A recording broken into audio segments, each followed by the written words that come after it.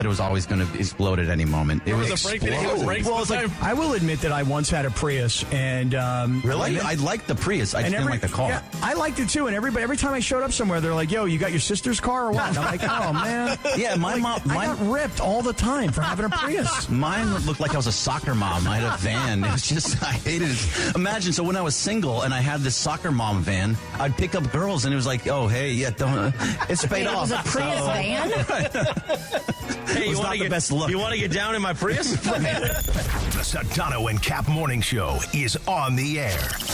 The biggest show in ESPN LA history. I was driving. It was like super early in the morning, like 4:30, 5 o'clock in the morning, and I didn't see the deer. And I hit it, and I didn't know what I hit. But I heard the crunch. You know what I mean? Like, I knew something was wrong. I stopped at a gas station. I looked at the quarter pound, the front quarter pound. I go, what the hell, man? There's hair, there's blood. I'm like, oh, no. So I wind up turning around, going back, thinking, what if I hit a person and I just didn't see him? So I go back, and I turn around, and there is a biker, and I can see his light. I'm like, no, I didn't hit this biker, did I? And then I see this deer stumbling across the street. And I'm like, oh, no, I hit this deer.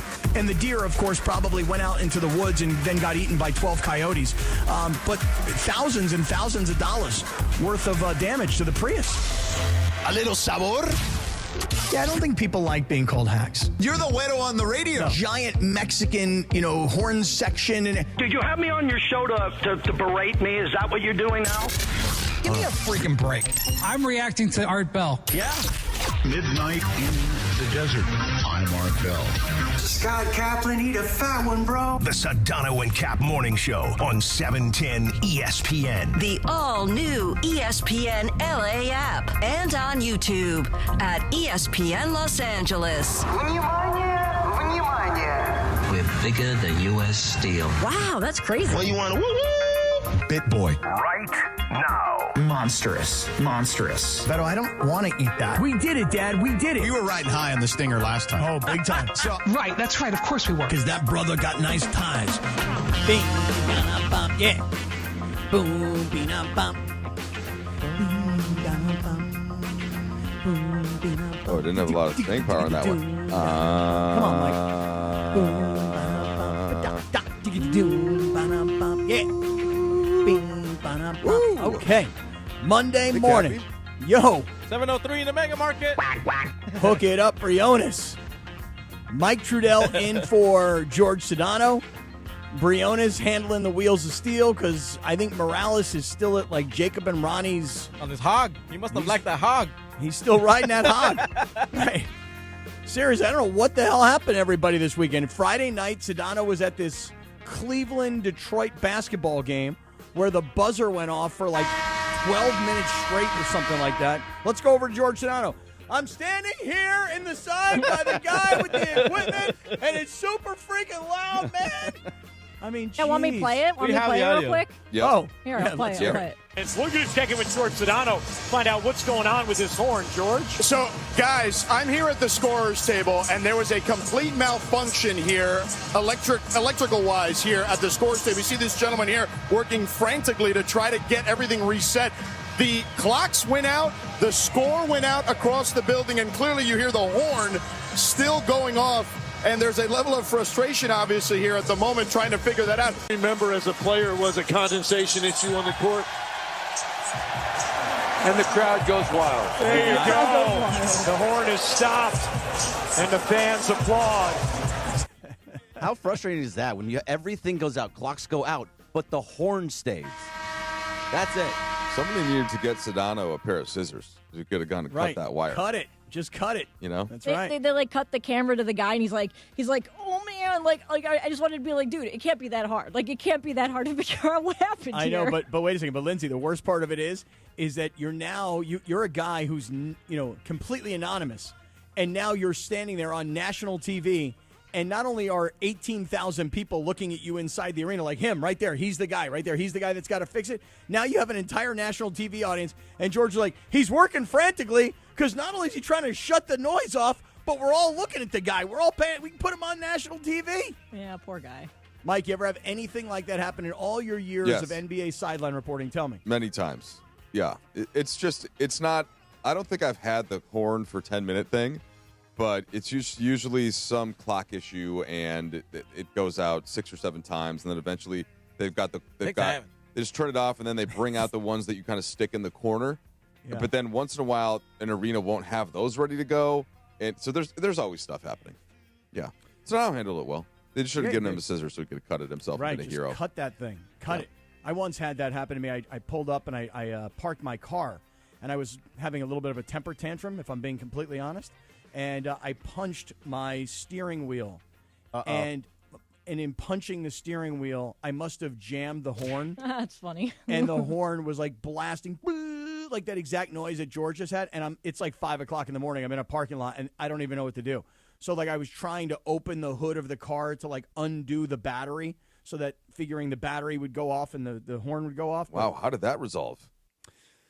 Boy, it was not good. It was a bad time. You know how when, Bergie, you asked me how my divorce is going? Yeah, I was wondering, was it because of the ex-wife? That was in the middle of all of it, man. I was in the middle of the war at that moment.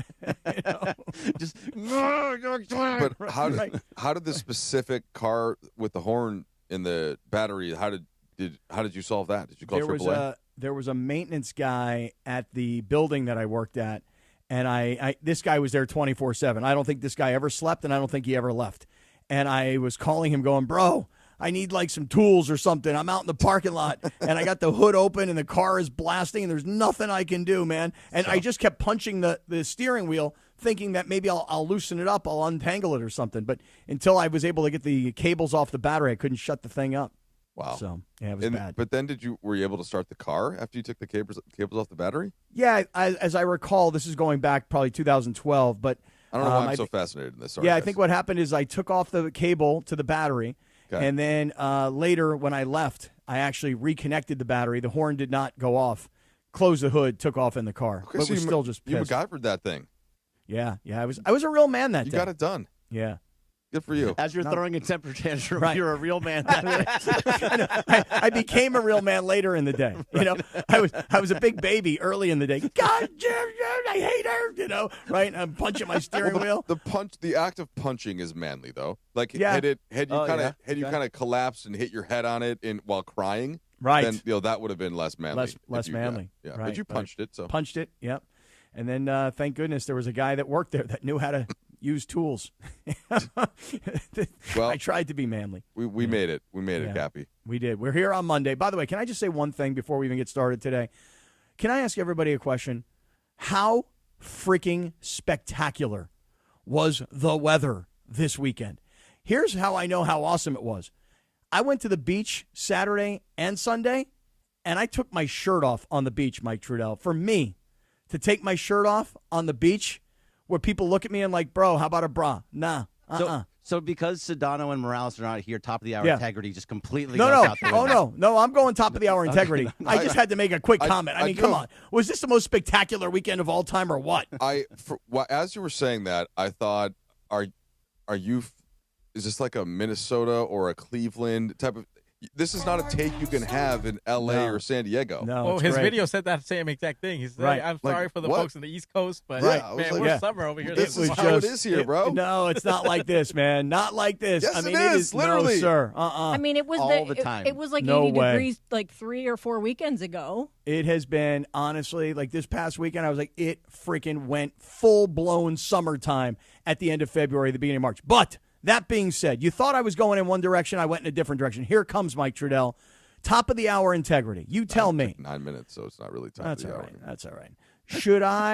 Should I be more excited about wins against Golden State, Sacramento? Should I be more excited about those wins, or should I still be more angry and disappointed about losses like Phoenix and Orlando from last week? I mean, are these balanced out here? Or are the losses, in my opinion, still worse than these wins because you're beating teams that are like, they're just not who they're supposed to be? There is no Jimmy Butler. There is no Steph Curry. Mm-hmm. You know, when you look at Sacramento last night, what do they have? They got Russ, DeMar. I mean, what do they really have? So nothing. Should I be? Nothing. They got nothing. Right. So excited over these wins against teams that are, beaten down and less than, or upset about losses from last week against teams that I think you're supposed to beat? Yeah, Cappy, it's a fair process versus results / emotions argument. I do think that the Phoenix and the Orlando losses specifically, they should still frustrate you to an extent. And while the Lakers got the job done and got the wins, it's less the wins because of what you mentioned about how shorthanded that Golden State and Sacramento are, and just more that they played a more thorough and connected game.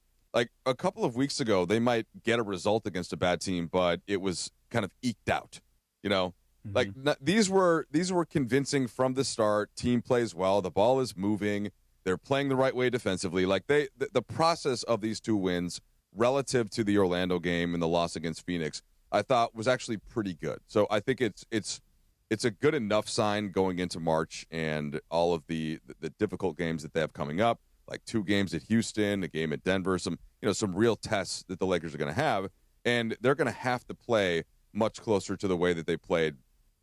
And the Orlando game is a little different, but like in Phoenix, I thought they played pretty well. The Suns hit 22 threes. They just would not miss, and those are the types of games that I think the Lakers thought they had that game won 3 or 4 times, and then the Suns hit 4 transition threes, and I'm not giving them a pass for the loss. It's still a bad loss relative to who was out in Phoenix and the fact they'd lost to him before.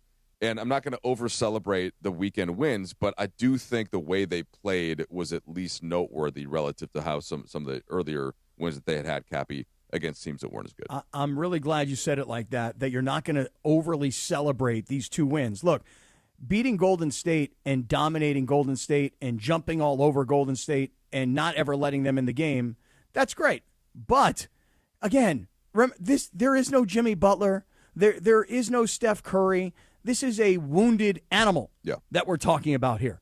And so to celebrate that win, okay, fine. If Steph were there, if Jimmy Butler were available, then okay, I would understand celebrating that win. In the case of Sacramento, they're just an all-around terrible organization, unfortunately for them, and they don't have much of a roster, and they got blown out last night before they could ever really be a part of that game. So these are 2 wins that they needed, but they're both against teams that when they play them, Sacramento's just bad, but Golden State's just injured. Yes. So yeah. I'm just not going to celebrate these kinds of wins, and I'm not going to convince myself coming off the losses last week at home against Orlando, that Phoenix game, as you talked about, those were bad losses, really bad losses. So I'm not even like balanced out yet. I'm still sort of pissed about last week, and these 2 wins over the weekend didn't do much for me. Yeah, I mean, your attitude isn't as bad as when you were crushing your steering wheel with your fist, as you stated. So I'd say it's a little negative. Yeah, it's a little negative. I agree. No, I agree. It is negative. And I understand the negativity, again, just based on, the 3-game losing streak had everybody in a bad mood. Mm-hmm. Trust me, I think Austin Reaves was sort of at the peak there where, because you had to ask, I'll have to ask a similar type of question after the Boston loss in which the Lakers did not play well, especially in the second half. There's frustration. Then to compound that, they have the Orlando game in pretty good shape down the stretch, right? Remember, LeBron misses a free throw, and then you go down the other end and overhelp off of Desmond Bane, who hits the go-ahead shot, and then you come down and don't. That is a frustrating loss, okay, especially on top of the Boston game. And then to go to Phoenix, who was missing Devin Booker, who was missing Dylan Brooks, who was missing Jordan Goodwin, who is an excellent player that was on the Lakers roster, of course, helping them last year. That is kind of 3 games in a row of contests against 2 pretty good teams and then 1 team that is good when healthy but was not healthy. 100% I can get that you're not kind of fully back. Like what you need, Cappy, what you need is not just a win over New Orleans to make you feel better because they're not a good team, even though they're playing better lately. Zion is going to be out, right? Well, he was out in the last Zion, so he's missed essentially the last 2. We left early 2 games ago with an ankle and then missed the last one. They lost to the Clippers last night. So we'll see. I'd say he's probably questionable going in, Greg, but I wouldn't be surprised if he misses that game.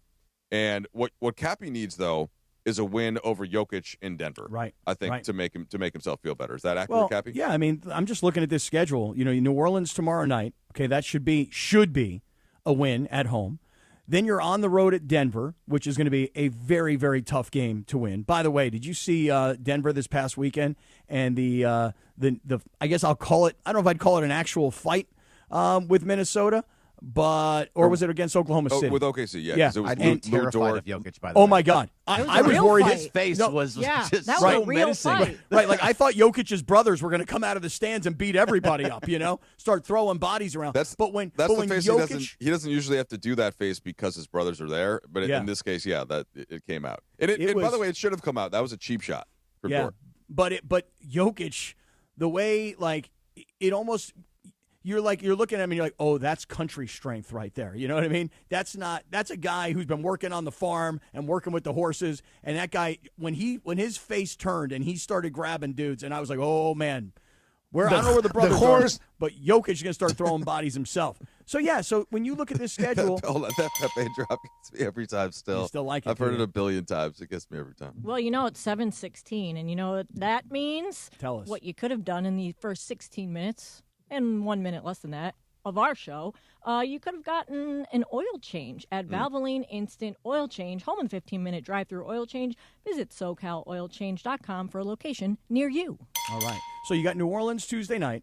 Yep. Then you're on the road at Denver, which will be a very, very tough game to win. You win that game, all of a sudden you got guys like me who are negative, starting to all of a sudden go, maybe. Here's what you'll do, though, Cap, because you're saying this now. But the day after, if they win the game, you'll say, you won't mention it now. You're not going to mention it until then. You'll say, oh, they didn't have Aaron Gordon. They didn't have Peyton Watson. So you'll save that to maybe keep your negativity going if you need negativity the next day, depending on how you wake up. Or it's also the other thing. Or if they lose, I'll be like, they lost to these guys when they didn't have these guys. I mean, that's what I'll do. That's exactly right. But then, Morales, or maybe Morales will do it if you don't do it. Yeah. And then what will Sedano? Will Sedano get mad about that? Well, it depends. He'll say they're just not good. They're just not good. This team is just not good enough. He'll talk about roster construction. Yes. You know what I mean? Okay. Exactly. Okay. But do you think he'll say nothing about roster construction after winning these two bad games over the weekend? Like you get the wins, and he's like, oh no, roster's fine right now. No, roster's not fine right now. It's not. We still understand that. It's not perfect, but I think you could use the word fine. I mean, they're 12 games over 500. It's fine, but it's not great. But it's not terrible. I got a question about Austin Reaves, Trudell. Okay. So he has not been playing well over the last few weeks, and he was even in the game yesterday. He wasn't great by any means. He only had 12 points and wasn't shooting very well. Is he still kind of injured, still coming off that injury, or is just kind of not playing well in the second half? So I wouldn't say he's not playing well as an overall summary. Like to me, the bigger thing is that his usage is down, right? Like he's still, and he wasn't shooting well for a couple of games, but he was still 50% overall in February, which isn't too far off, not like his season average. His numbers are down, but to me, that equation has shifted more because LeBron's usage is up relative to like when LeBron first came back. And by the way, when LeBron first came back, then Luca missed some games, then Reaves missed some games. It was that sort of thing. But if let's say that LeBron didn't play last night, it was a second out of a back-to-back. There was some question going into it if he were. Then I think instead of Austin Reaves finishing with 12 points and 5 assists in 27 minutes, he probably finishes with 25 points, 9 assists in 32 minutes. And that to me is the bigger thing. You're not going to have all three guys now that they're all playing together have the bigger numbers, and Austin is going to be the first guy that suffers from a usage standpoint. So I'm not saying he's been playing great, but his numbers are dropped off more, I think, because LeBron's back. And we just spent a bunch of time, Cappy, talking about how bad this whole roster is. The bench is so bad. Marcus Smart is probably the best of the other guys besides those big three. That don't all three have to be good night in and night out for them to win games? Well, but that's not what I didn't say that they haven't all been good. I said that the usage and the stats of one of the three are going to be down when all three play. So Reaves actually, to me, played well over the weekend. He didn't shoot the ball well against the Kings. I think he ends up being 3 for 9. But against the Warriors, he was 7 for 11. Like 10 shots a game for Austin Reaves. Very different again from earlier this season. So he averaged in the first month of the season, he averaged 19 shots per game, right, when LeBron was out. And then in November, when LeBron was still out for half of the month, that went to 16 shots per game, and that slowed down. So to me, it's just about usage and shots. I think Reaves has still played pretty well. He's played fine defensively. So it's just like you're not going to see the numbers that's where Austin Reaves started the season as a clear all-star with LeBron and Luca both on the court. Well, let me just also throw one other thing at you. I mean, you have 2 games this past weekend that were both blowouts. right? Yeah, I mean, nobody had to play in the fourth quarter. Right. These were not games that were like, you're late in the game, like the Orlando game last week or the Phoenix game last week, where it's kind of getting tight down the stretch, and guys are still out there. I mean, last night, I would say maybe 5 or so minutes was the lineup of Bronny and 7 guys, really, guys that you're not even familiar with who really these dudes are. Yeah. What's the dude's name? I don't know how to pronounce his first name. Thero? How do you pronounce his first name? Thero. Yeah, I mean, that brother came in. We're familiar with the Lakers draft pick that they traded up to get Cappy. No, but I'm just saying, like, he don't play very much, but then all of a sudden he gets in last night, and in the first 5 seconds that he's in the game, he has this monster dunk. That's what he does. The dude's only got one speed, man. He's a monster athlete, as you said. I was like blown away. I'm like, bro, you've been on the bench for the last 2+ hours. Yeah. How about a little stretch, maybe a little, a little lather going before you just start jumping and dunking on guys. He does his. Jackson Hayes is the only other athlete the Lakers have like of that caliber, where he could just be walking down the street with his buddies. Let's say you're going out to the bar, and then there's a sign or something that's like 10 feet high. And do you have a buddy like that? And all of a sudden he just jumps out of nowhere to touch it just because he can, because the juice is in the legs there. Yeah, because he's that sort of super athlete. Yeah. Which, by the way, can we please make a commitment to each other, all of us? Let's never mention LeBron's age again, because honestly, I don't want to hear that he's 41 years old. I'm 41 years old. I don't want to hear it. Honestly, and the reason I say it is not a knock at LeBron. It's a compliment to LeBron. We don't need to know how old you are. Seriously. I mean, because then on the nights that he plays bad, you say, well, he's the old man. He's 41 years old. So I don't want to use his age ever again, because honestly, the dunks, like the dunk that Austin Reaves put up to him last night was spectacular. And the one that he grabbed later in the game where he kind of went through traffic and just dunked on everybody. Listen, he could be 25 as far as I'm concerned. We don't need to mention his age. So Lindsay, Greg, do you guys want to clip what Cappy just said and then just play it in a couple days? We got to put it on the Post-it notes. Yeah. I'm not using his age ever again as an excuse. Yes, you are. No, I'm not. I'm totally with Cappy. I'm so over that narrative. Yeah. It's not a narrative. It is a fact, and it's not about his vertical jump. Fact. Sorry, the fact. It's not about his vertical jump or his ability to score in transition or all of the things that he still does amazingly well. The age is just literally a reference to that he can no longer put together 48 minutes of defense, right, and all of the other things to the extent that he could. So he's still gonna flash and look exactly like prime LeBron James on an alley-oop. But on the next possession, when he can't attack downhill off the dribble in the same way that he could in his prime or even 5 years ago, that's when the whole like LeBron being 41 thing comes into play. So it's two different arguments. I'm kind of over it, man. I see a guy jumping through the air like that. I see a guy putting down monster dunks like that. I'm like, that guy's 25. And when he was 25, I thought he was 35. You know what I'm saying? So I don't even care. I mean, the age means nothing to me. The guy is still he's still world-class athlete. Highest level of athlete that there is. 41, 25. I don't care how old the guy is. I'll tell you a guy who deserves a little more playing time, by the way, Mike Trudell. You ready for this? I asked you much earlier in the season, will this guy ever make a contribution to this team? How about my boy Maxi Kleber last night flying through the sky and dunking balls down? What'd you think of that? I think that Maxi Kleber has had a great weekend. He is, as you can tell, he is a beloved teammate. And it always tells you something when the whole bench gets up to celebrate somebody. And I wouldn't be surprised, Cappy, if he continues to stay into the kind of the second unit rotation. In fact, he played the minutes over Jared Vanderbilt last night. That's usually the spot where Vanderbilt plays. And wouldn't be shocked if JJ Redick keeps going to Maxi, the German, for a little bit here. Hey, you mentioned Jared Vanderbilt. Did he make a heroic play from the bench this past weekend in Golden State? Can we talk about that for a quick second? Let's talk about that on the other side, Cappy. Yeah, let's do that. All right, stick around. Mike Trudell is in for Sedano. Morales is out for the day, which I know will make some people very happy. Other people will be very upset. But stick with us. We're just getting rolling. It is Monday morning on the Sedano and Kap Morning Show. But before we get into Jared Vanderbilt, it is a Michelob Ultra Reaction Monday. We're breaking down the Lakers' back-to-back wins this weekend and what comes next as we get you ready for Lakers basketball this week. Reaction Monday is brought to you by Michelob Ultra, a superior taste worth playing for, the official beer sponsor of the Los Angeles Lakers. Please enjoy responsibly. Jared Vanderbilt versus Maxi Kleber. Who gets the minutes?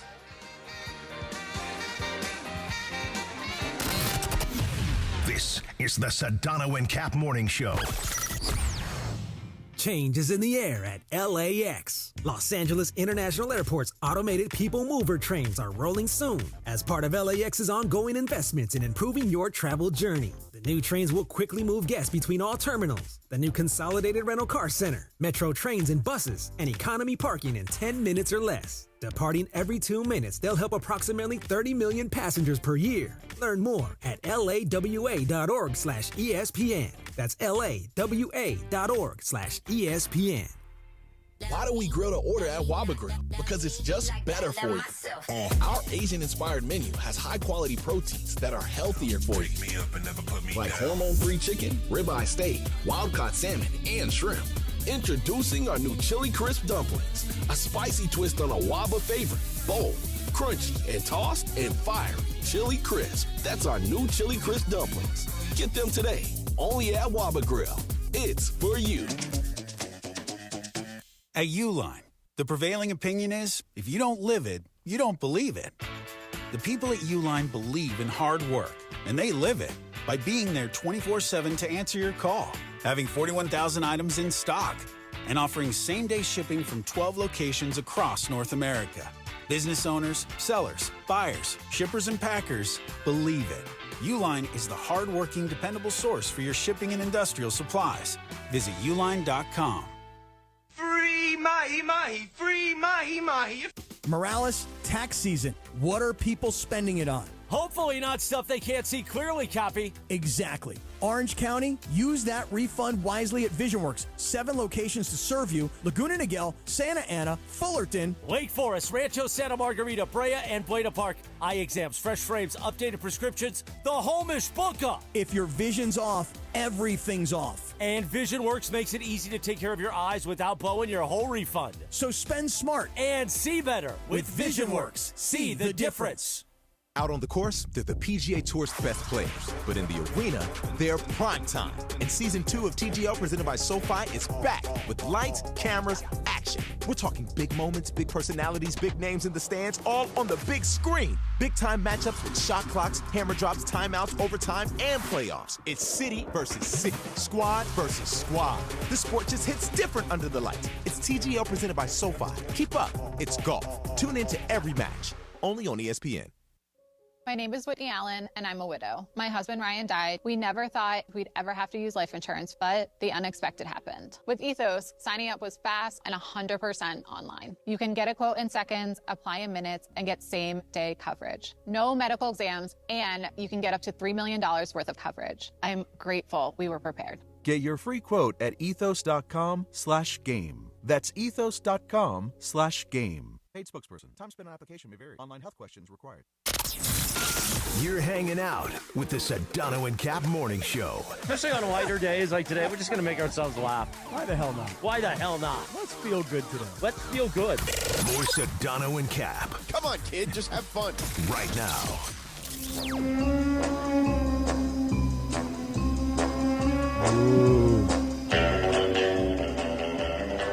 Ooh, you got me in my Nintendo 64. Oh, dude, yeah, GoldenEye, right? Just popped up. Oh, yeah. Yeah, GoldenEye. Oh, It's yeah. one of the best N64 games.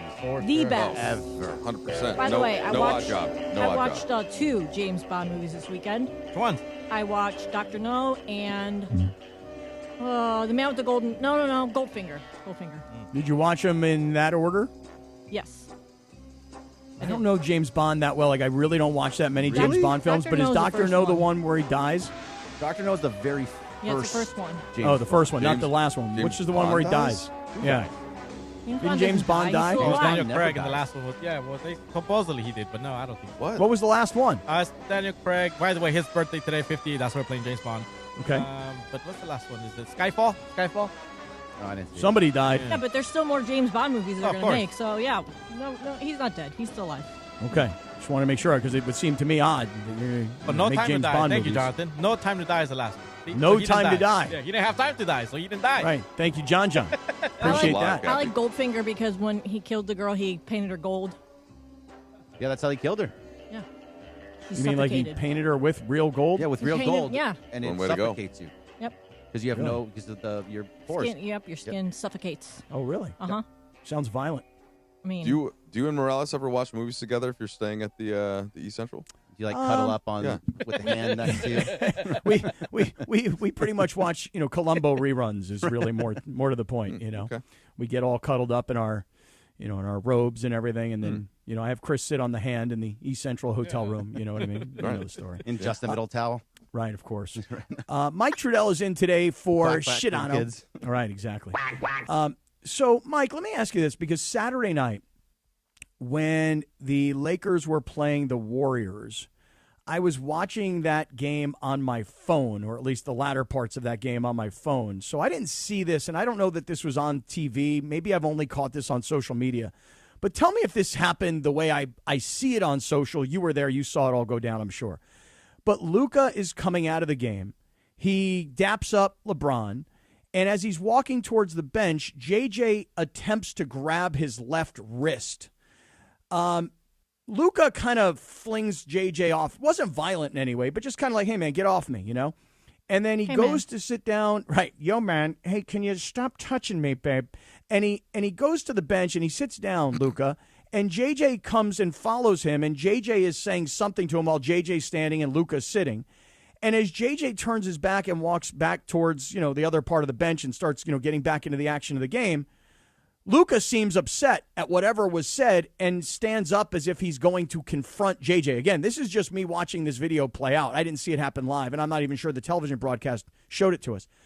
As Luca goes to stand up to head towards JJ, Jared Vanderbilt, brilliantly, by the way, wearing a back brace, sitting on the bench, stands up and gets in Luca's way and is like kind of dancing around a little bit and then says something to Luca. In other words, Vanderbilt knew that Luca wanted a piece of JJ for whatever was said, and Vanderbilt was going to be the buffer between the two of them. That's what I saw. Mike, what did you see? Did this really happen the way it's playing out on social? I was up at the top of the lower bowl because it was not a Spectrum game, right? So I was I do the pre and the post game for TV, but I was not I would usually be much closer to that and would maybe have had a vantage point, which I did not.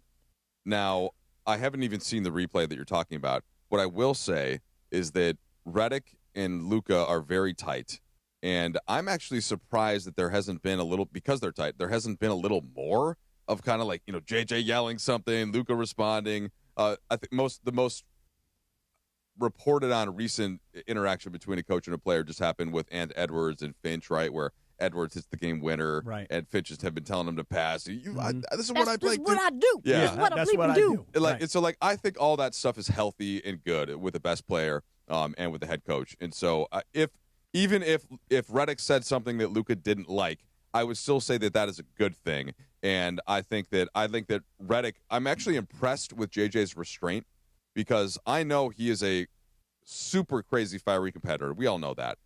And Cappy, the way that I would think back to it is that so you with your 4 kids, when I am watching my kids play sports, there are 100 times a game that I want to say something or yell something. Like just that, right? There's that instinct in you. And I think there's a little bit of that, like as an NBA coach, and think about the players in this case are sort of your children in that way, in that there are always going to be mistakes, and you always want to be. It's kind of your job, you feel, to point them out, and you just have to bite your tongue almost every time. And I could just see when the Lakers will make a bad play, and Redick, you could just see him trying to find a way to calm himself because you can't actually get mad and yell at everyone. So I've admired his restraint, not just with Luca, but with the whole roster throughout the season. I'll be honest with you. When I watched that play out, and again, I didn't see it live on television. As you point out, it wasn't a Spectrum game, so you weren't close to the action at that moment. Yeah. When I watched it play out, I thought to myself, hey, JJ, here's my credit to you.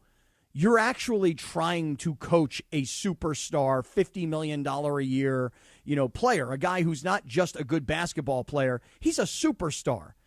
He's making a fortune. He's got a lot of branding behind him. He could be a guy who could, in theory, be uncoachable because, hey, I'm a star. I make a lot of money. I got the Jordan brand behind me. I've got it together, and I don't need you telling me what to do. And so I credit JJ for what I'll say attempting to coach. It's not like he's sitting there going, well, listen, they just pay me to babysit these guys, and these guys are a bunch of prima donnas, and nobody will listen to a word I say anyway, so I might as well just keep my mouth shut. I give JJ a lot of credit. Plus, that's an interesting relationship. The dynamic between two guys that were once teammates together, and now one guy is not an experienced coach. He doesn't have, a bunch of rings to say, I know what I'm doing, listen to me. So I give JJ some credit for, like I said, attempting to coach a superstar player.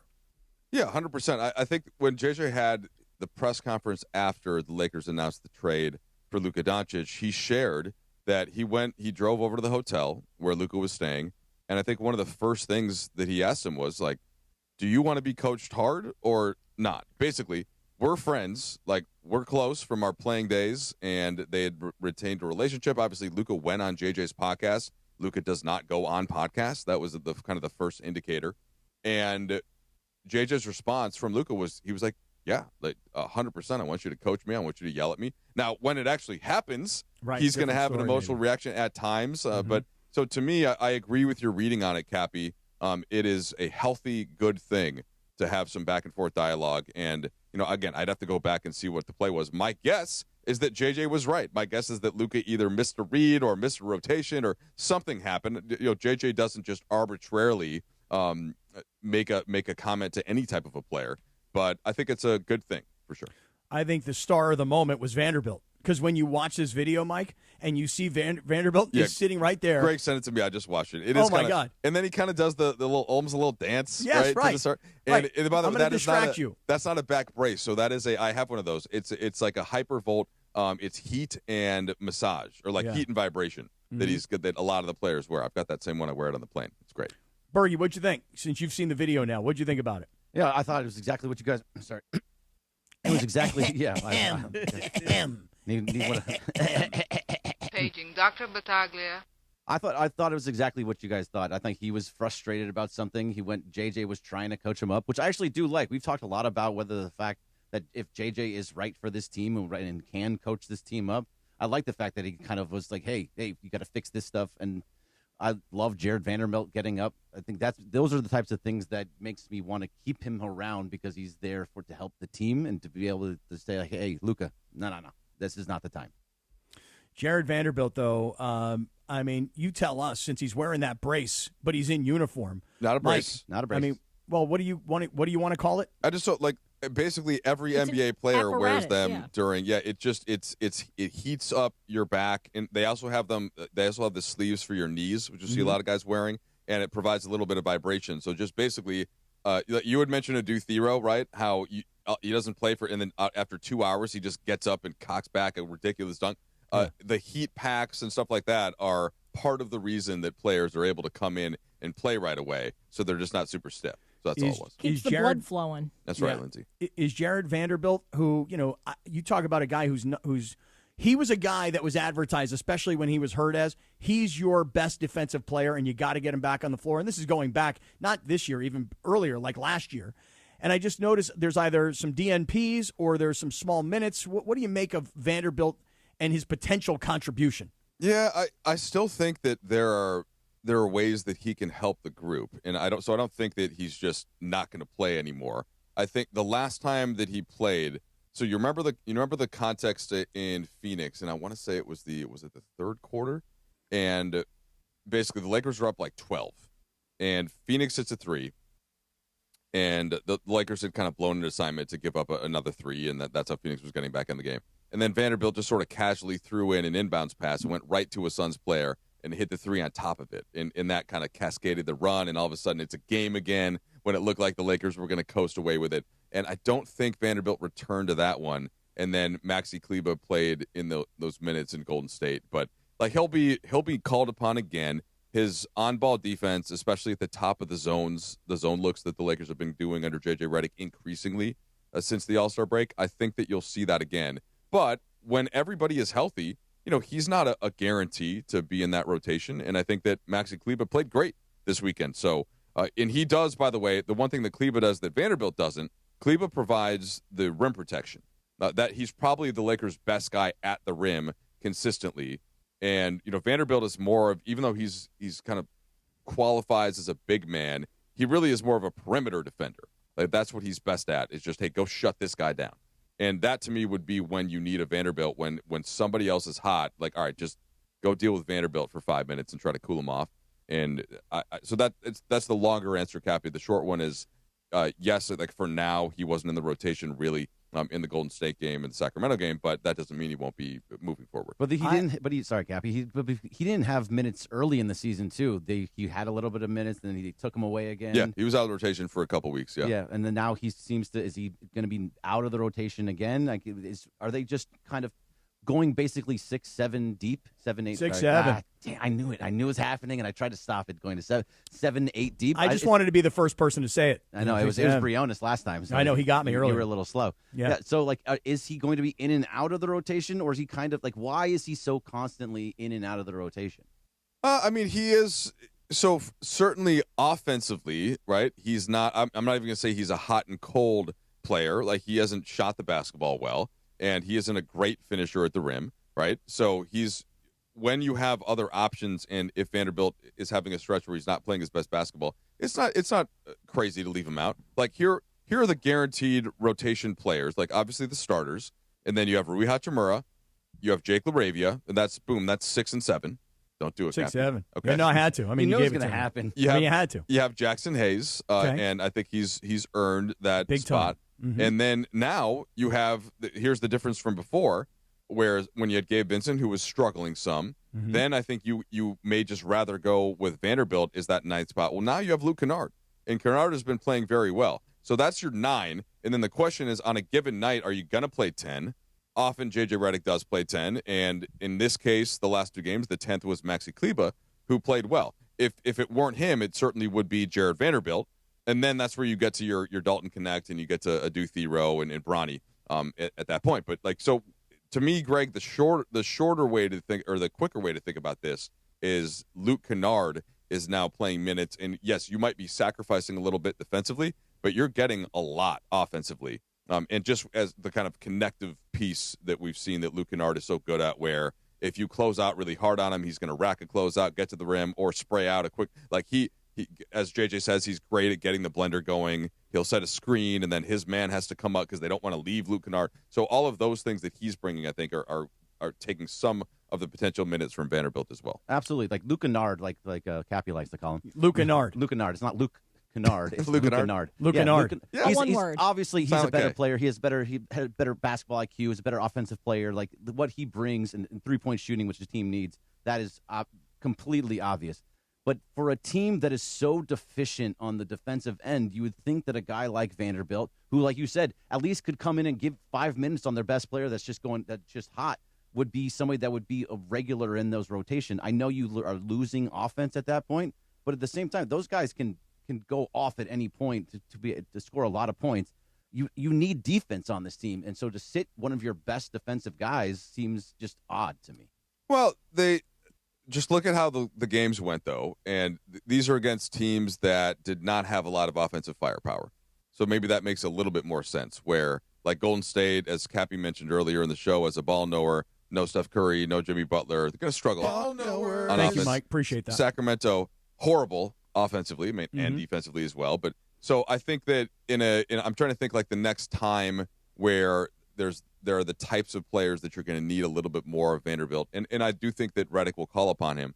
The only thing I would add to this is that if you don't have a great backline defensive player, and of course the Lakers did for years with Anthony Davis, it's not quite as valuable as you think to have a perimeter sort of stopper type player, because you can just screen him off of whoever that primary creator is, and then try to get that player going downhill.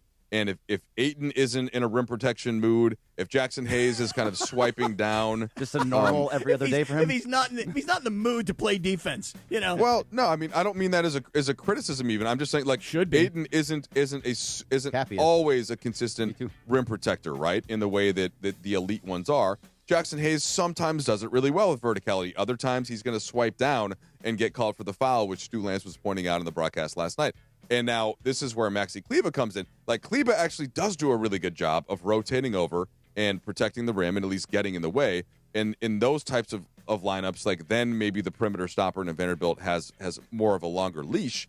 on the perimeter. But then you're really sacrificing a lot of offense if you've got both Vanderbilt and Kleber on the floor together. So there isn't a perfect solution to this, but I do think that this does not mean he's out of the rotation and Redick's not going to call his number. Kleber, by the way, adding something that I don't think the Lakers have had all season. I'll ask Mike what he thinks about that coming right back. But before we do that, I had an interesting weekend on Prize Picks. I will just tell you that right now. I played yesterday. Here's how I played it. I played Luca Nard for more than 8 points. He had 11. And I played Russell Westbrook, assuming Brody, now playing for Sacramento, against the Lakers, against LeBron. I figured Brody would want to have himself a nice game. His number last night on Prize Picks, his more or less number was 13.5 points. You know what he had? He had 14 points. So a $20 two-pick power play won $60.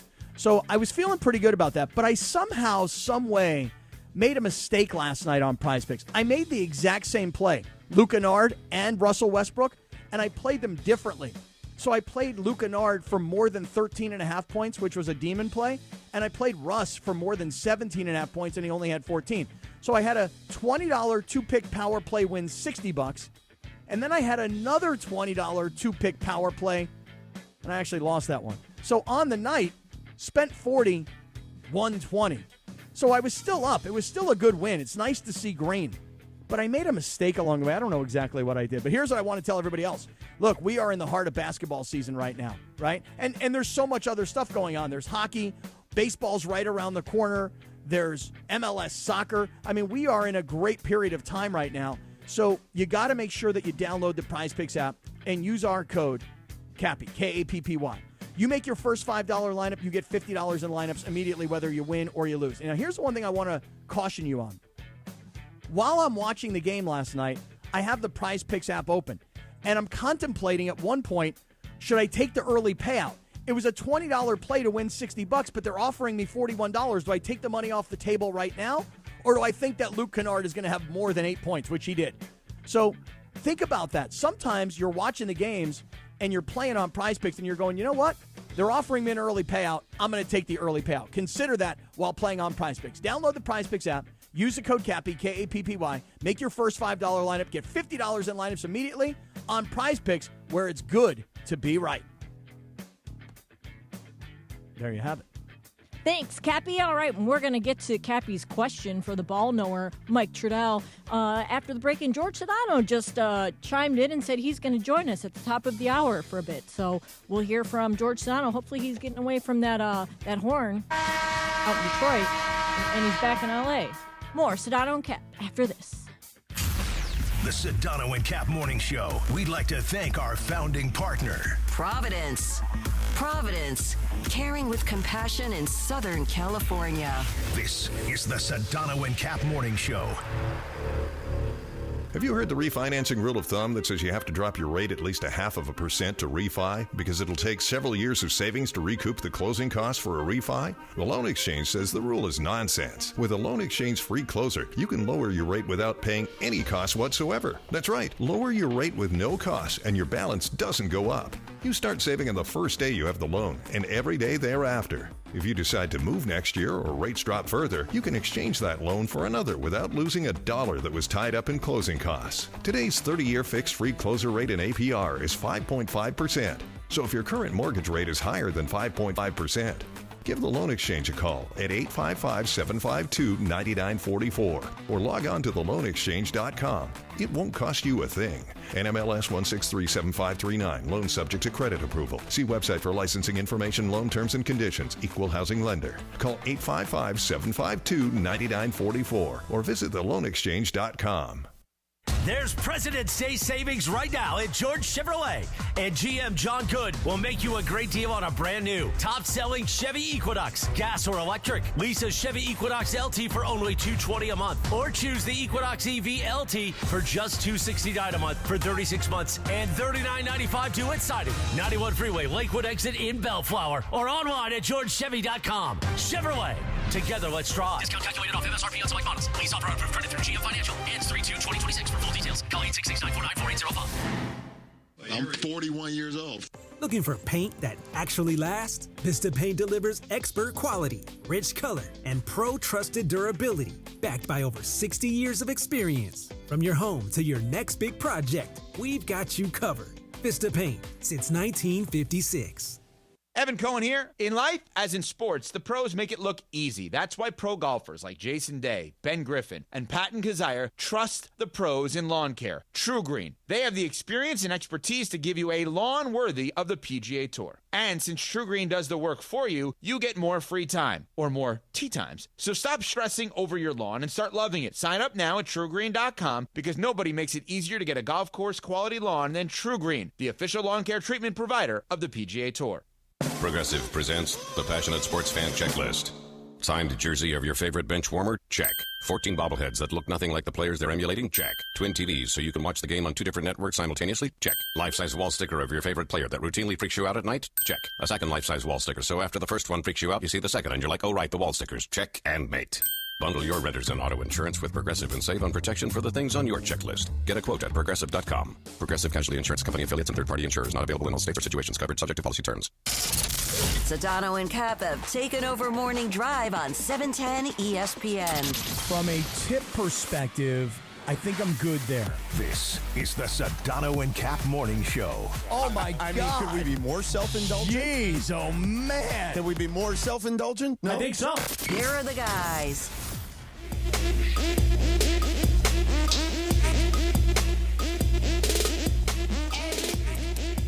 All right, our boy Sedano's going to join us at the top of the hour.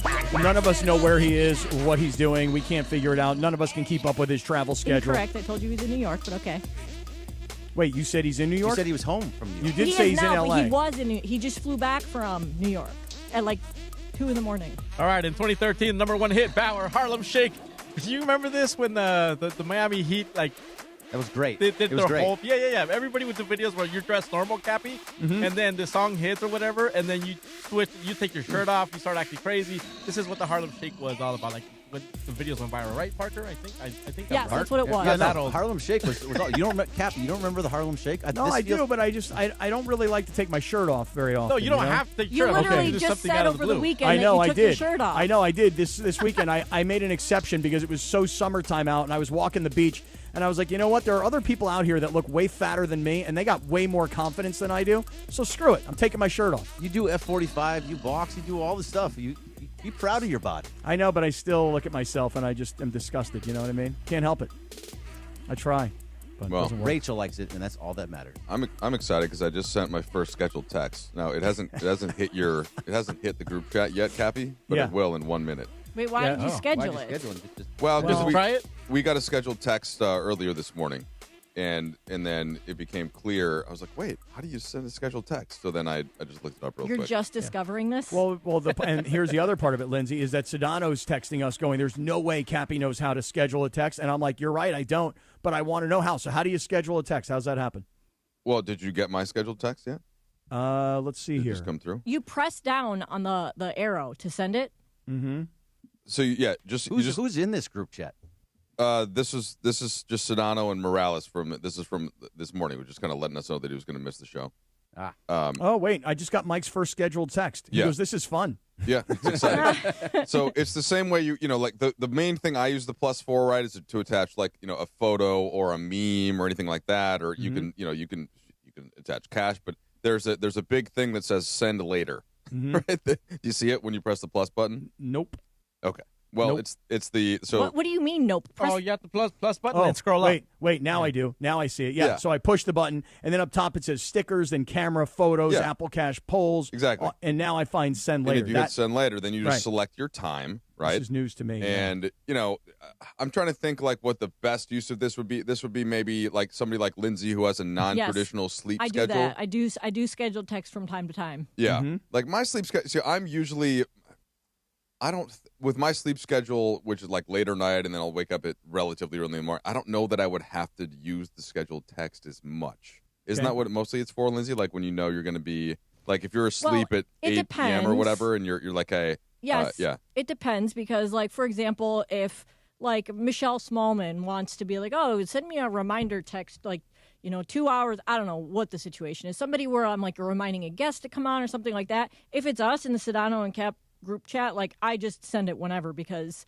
we've decided that we don't really have rules as far as times go anymore. Mm-hmm. Now that, the show starts so early. But yeah, I guess, or, I'm trying to think of like Wendy, when I know that he's going to be on with us in the morning and he wants a reminder text, I'll schedule it just so I don't forget to do it. If you need a reminder, if you're asking someone to send you a reminder text, why don't you just set your alarm? It takes the same amount of time.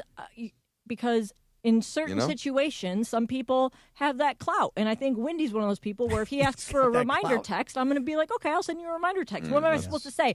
No, do it yourself. Yeah. Basically, You're doing us a favor. I hear what you're saying. That's generous of you. But I'm just saying the amount of time that it takes for me to ask somebody and sort of the effort that I know that I'm making you do, I could very easily just do myself by putting in my calendar. I do the same thing all the time. That's what I do, Mike. I'm like, wait, I've got this at this time. I set an alarm. My alarm goes off, and then I'm like, what the hell did I set the alarm for? I forgot why I set the alarm, but I know I've got something here in 5 minutes, but I can't remember why I set the alarm. But I set the alarm. Cappy, I don't schedule texts. You need an alarm for when you go to the East Central because you got to wake up extra early to go on those walks with Christopher, Arthur, and Morales, right? Can't do that anymore. Not anymore. No. No early morning walks with you guys? No. I mean, listen, there could be, because now my new thing is I'm on the Peloton by 5:30 a.m. Oh, okay. And I'm out there working hard. Okay. Now, on the other hand, when I go to the East Central, which is where I'll be tomorrow night, because I'm going to be at the East Central, this is what I do, and this is what I suggest everybody else do. I was hoping you'd be in here today so I could see you in person, Cappy, but I guess decided not to. So. Yeah, well, it wasn't that. It's just that I didn't know that Morales wasn't going to be there. I was trying to follow the Sedano travel schedule over the weekend, and I was... Just turn on your TV, Yeah, I guess I could do that. And then I really, I'm coming up for the Laker game tomorrow night, which I want to be at because, big game against New Orleans, of course. I mean, you've already seen the Pelicans in person once this year. I have, and thanks to you, man, I had great accommodations while down in New Orleans. But I'm going to have great accommodations tomorrow night at the East Central Hotel. This is why I always tell people to stay at the East Central, because if you were coming in for a game and you're like, listen, we're going to drink a little bit, we're going to have a good time, it's a Tuesday night, I don't really want to get on the roads after the game, I don't want to drive home and not get home till 11 o'clock at night or whatever, you know what? Come stay at the East Central Hotel. That's where we stay. That's where you should stay. And by the way, let me tell you something. You talk about getting up really early and getting your workout in early, so that's off your list of things that you got to do during the day.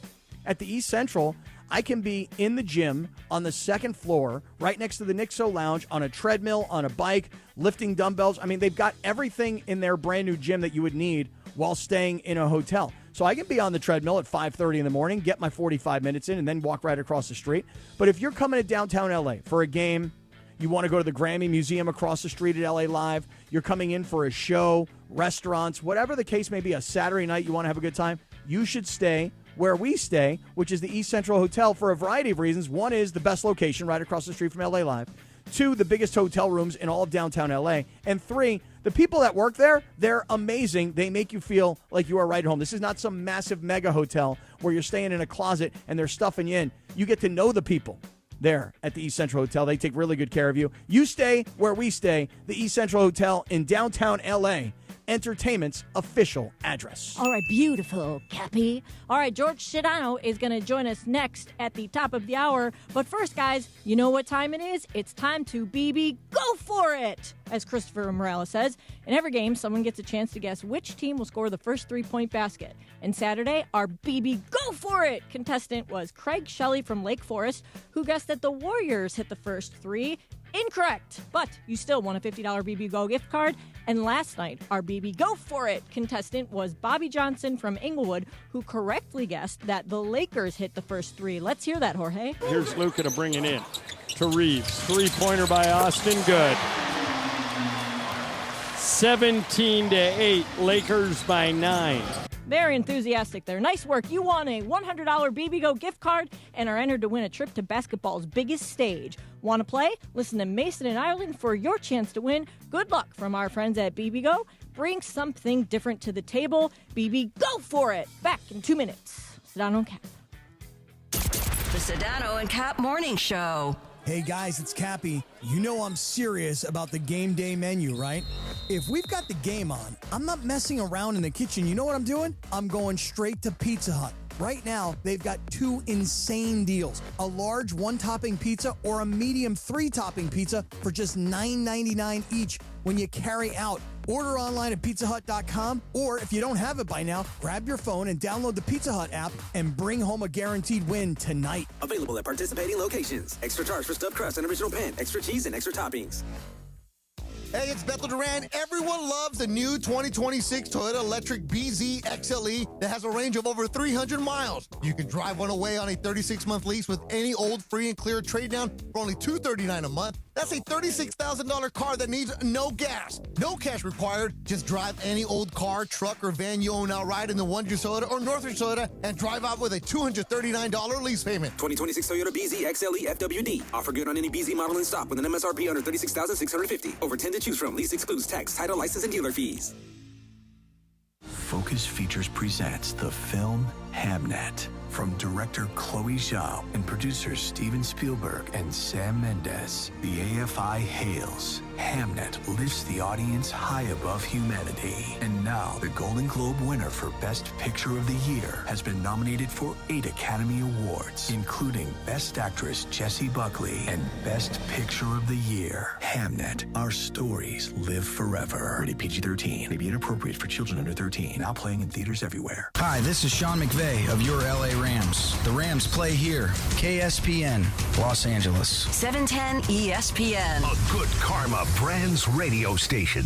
It's tournament time when the most talented teams survive and advance. And whether you're cutting down the nets or cutting through resumes, one thing's clear. The best teams are built with the best people. If you're hiring, you need ZipRecruiter. Their smart matching technology finds qualified candidates fast. You can add screening questions to get the right applicants and even filter to see who's recently active. Score the best for your team with ZipRecruiter. Try it for free at ZipRecruiter.com/sports. That's ZipRecruiter.com/sports. Meet your match on ZipRecruiter. I'm Boomer Esiason. My mom died from cancer. She was only 37 years old. She didn't have life insurance, and that was devastating for my family. That's why having life insurance is so important to me. Ethos makes it fast and easy. Get a quote in seconds, apply in minutes, and get same-day coverage. You can get up to $3 million in coverage with no medical exam. Get your free quote at ethos.com/play. That's ethos.com/play. Paid spokesperson. Time spent on application may vary. Online health questions required. You're hanging out with the Sedano and Kap Morning Show. It must be quite a thing for you to see 2 stars of our magnitude. Sedano and Kap have taken over Morning Drive. And this isn't some hologram nonsense. This is in the flesh, baby. The 2 of us together. More Sedano and Kap right now. Don't stop, make it pop, DJ blow my speakers up tonight. I'ma fight till we see the sunlight. Quack, quack. 802 in the Mega Market, Cappy. This is Kesha, TikTok. What about Kesha? Happy birthday, Kesha. She turns 39. 39 yesterday. Happy birthday to Kesha, who once tried to get Clinton Yates to hang out with her at a Lakers game. So happy birthday. That was probably one of the larger mistakes in Clinton Yates' life. Was not at that moment saying, yes, Kesha, let's go do a beautiful thing. You're I was right. there that night. That was the night we all wore the rompers. We all wore the rompers that night. It's also Banana Cream Pie Day and National Egg McMuffin Day. Okay, 2 thoughts here. Number 1, on Saturday night I was at a party and there was a banana cream pie. I don't even know if I've ever had banana cream pie. Oh, it's delicious. I had a little piece of it. Oh my God. So good. It was amazeballs. Yes, that's what I said. And as far as National Egg McMuffin Day, You sound like Kesha. An Egg McMuffin sounds pretty good, doesn't it? Yeah, mine is, as long as there's no cheese. Okay, but like traditional Egg McMuffin, I'm talking like the egg, the Canadian bacon, the whole thing. So. Oh, I see. I'd rather regular bacon than Canadian bacon, personally. Right, but an Egg McMuffin traditional is Canadian bacon. Is that right? Yes. Oh, yes. Now there's a sausage, egg, and cheese McMuffin. Okay, well, now we're going off the rails here. Well, I'm just telling you, Egg McMuffin sounds really good. Breaking news. Let's go to Berg at the breaking news desk. So trade is done in the NFL, according to Adam Schefter. Lions are sending running back David Montgomery to the Texans for a 5th-round pick. So the Lions is now Jahmyr Gibbs' team.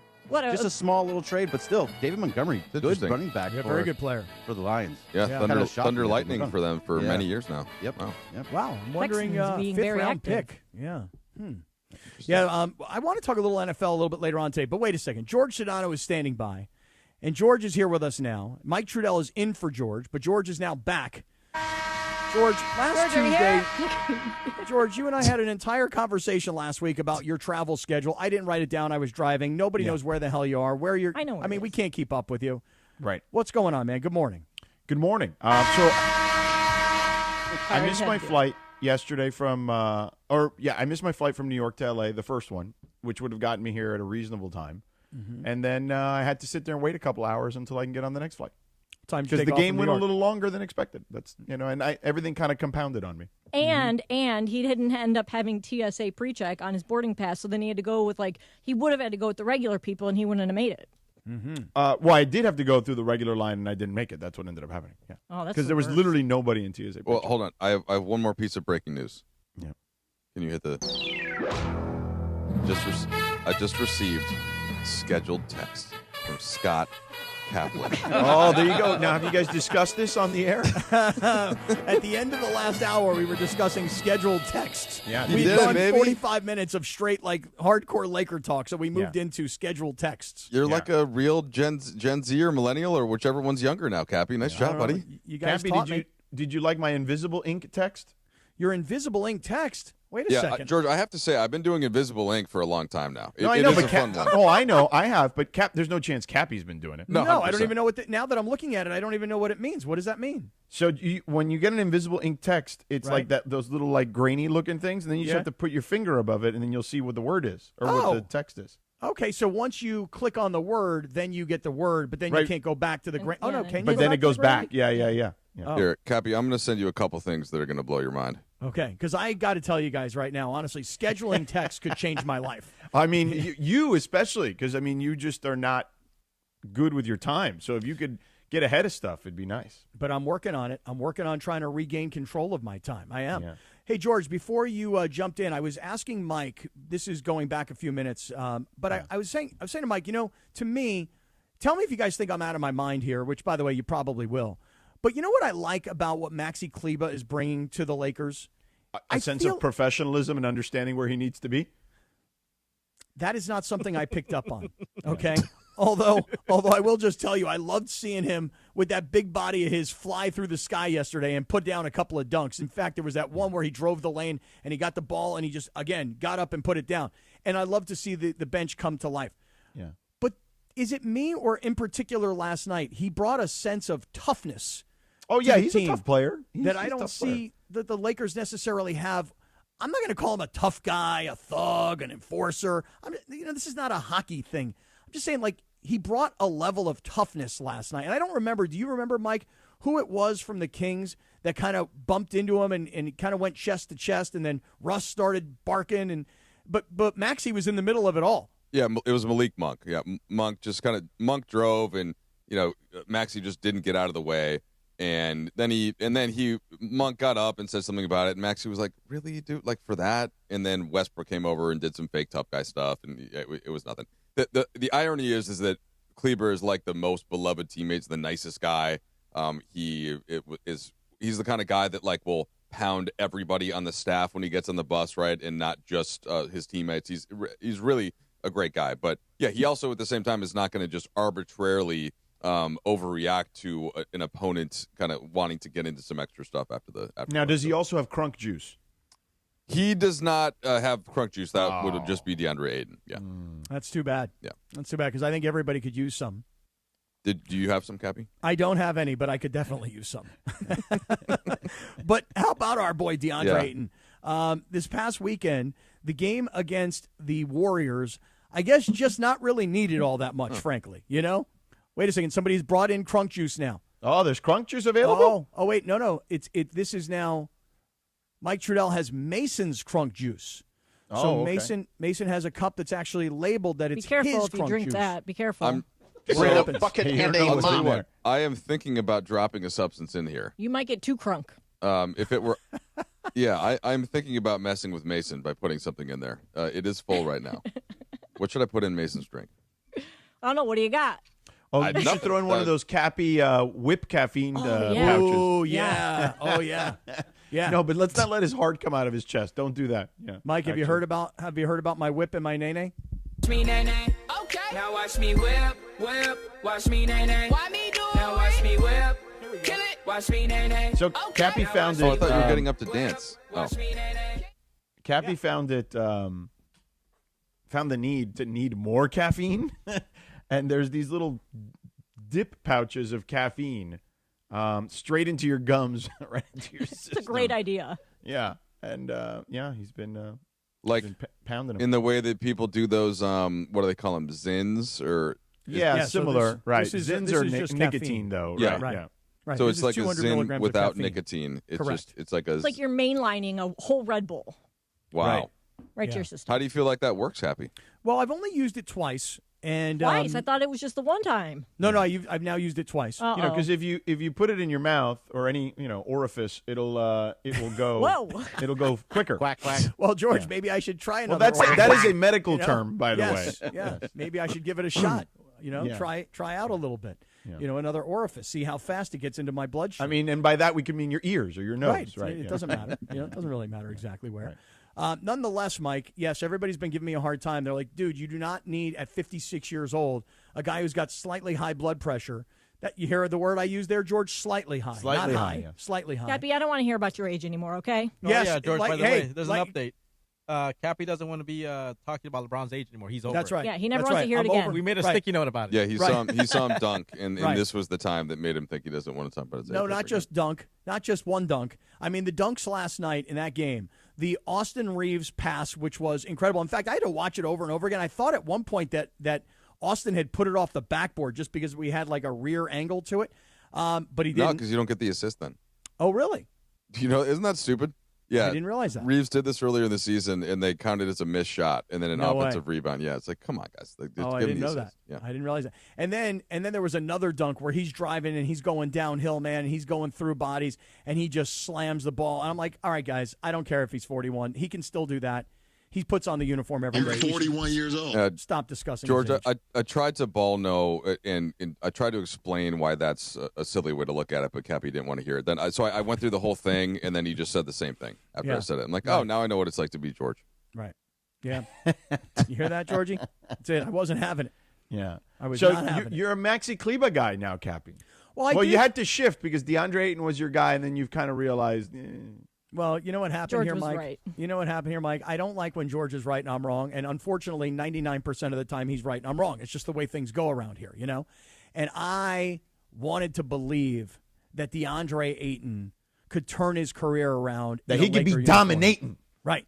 I thought, you know what? This is a number one overall pick. This is a guy who was on a team that went to the NBA Finals. And when he went to Portland and he didn't go to a game because it was too damn cold outside, I went, that brother don't want to play for that team in meaningless basketball games. But if you put him in a Laker uniform and you put him around LeBron and Luca and Austin Reaves and you put him on the big stage of L.A., I figure this guy's going to come out and give you everything he's got. I will say he has had many good games, and he has earned what his salary slot is. But in terms of like turning his career around and kind of finding it, I think that he has struggled to find the same consistency that I think that you would have hoped for, Cappy. But he has helped the team some. Why is that? Why is he so inconsistent? Well, I think that's at this point that's just kind of become what he's been, right, for these last several years. Okay. Yeah, but isn't it more of a mental thing? Like you said it earlier that it depends on if he's in the mood to protect the basket. That's what that to me is what it's all about. Is does he want to do the things that are required to become a great player? Because he's already a good player.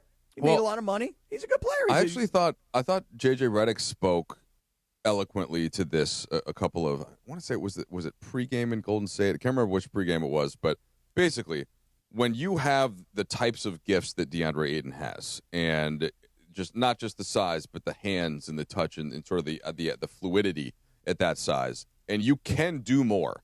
I think that it can be tough to then be asked to do less, but to do the less more consistently. That can be tough. It's a little bit like Cappy. Look, you can lead a show. You can lead a radio show on your own. Okay, you've done it. You've done it well. But hey, Sedano's here, and Sedano needs to eat. Right? Sedano basically runs the station. Okay? So, Cappy, we don't need you to be the number one alpha radio guy every day. We know you can do it.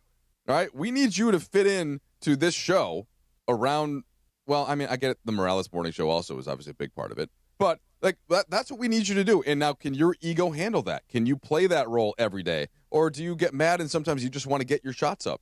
And you, it's not George, what do I've you heard. think? Am I a From what I've DeAndre heard, Ayton kind of guy? You've been able to manage that. Not everybody can. You're like Austin Reaves around here.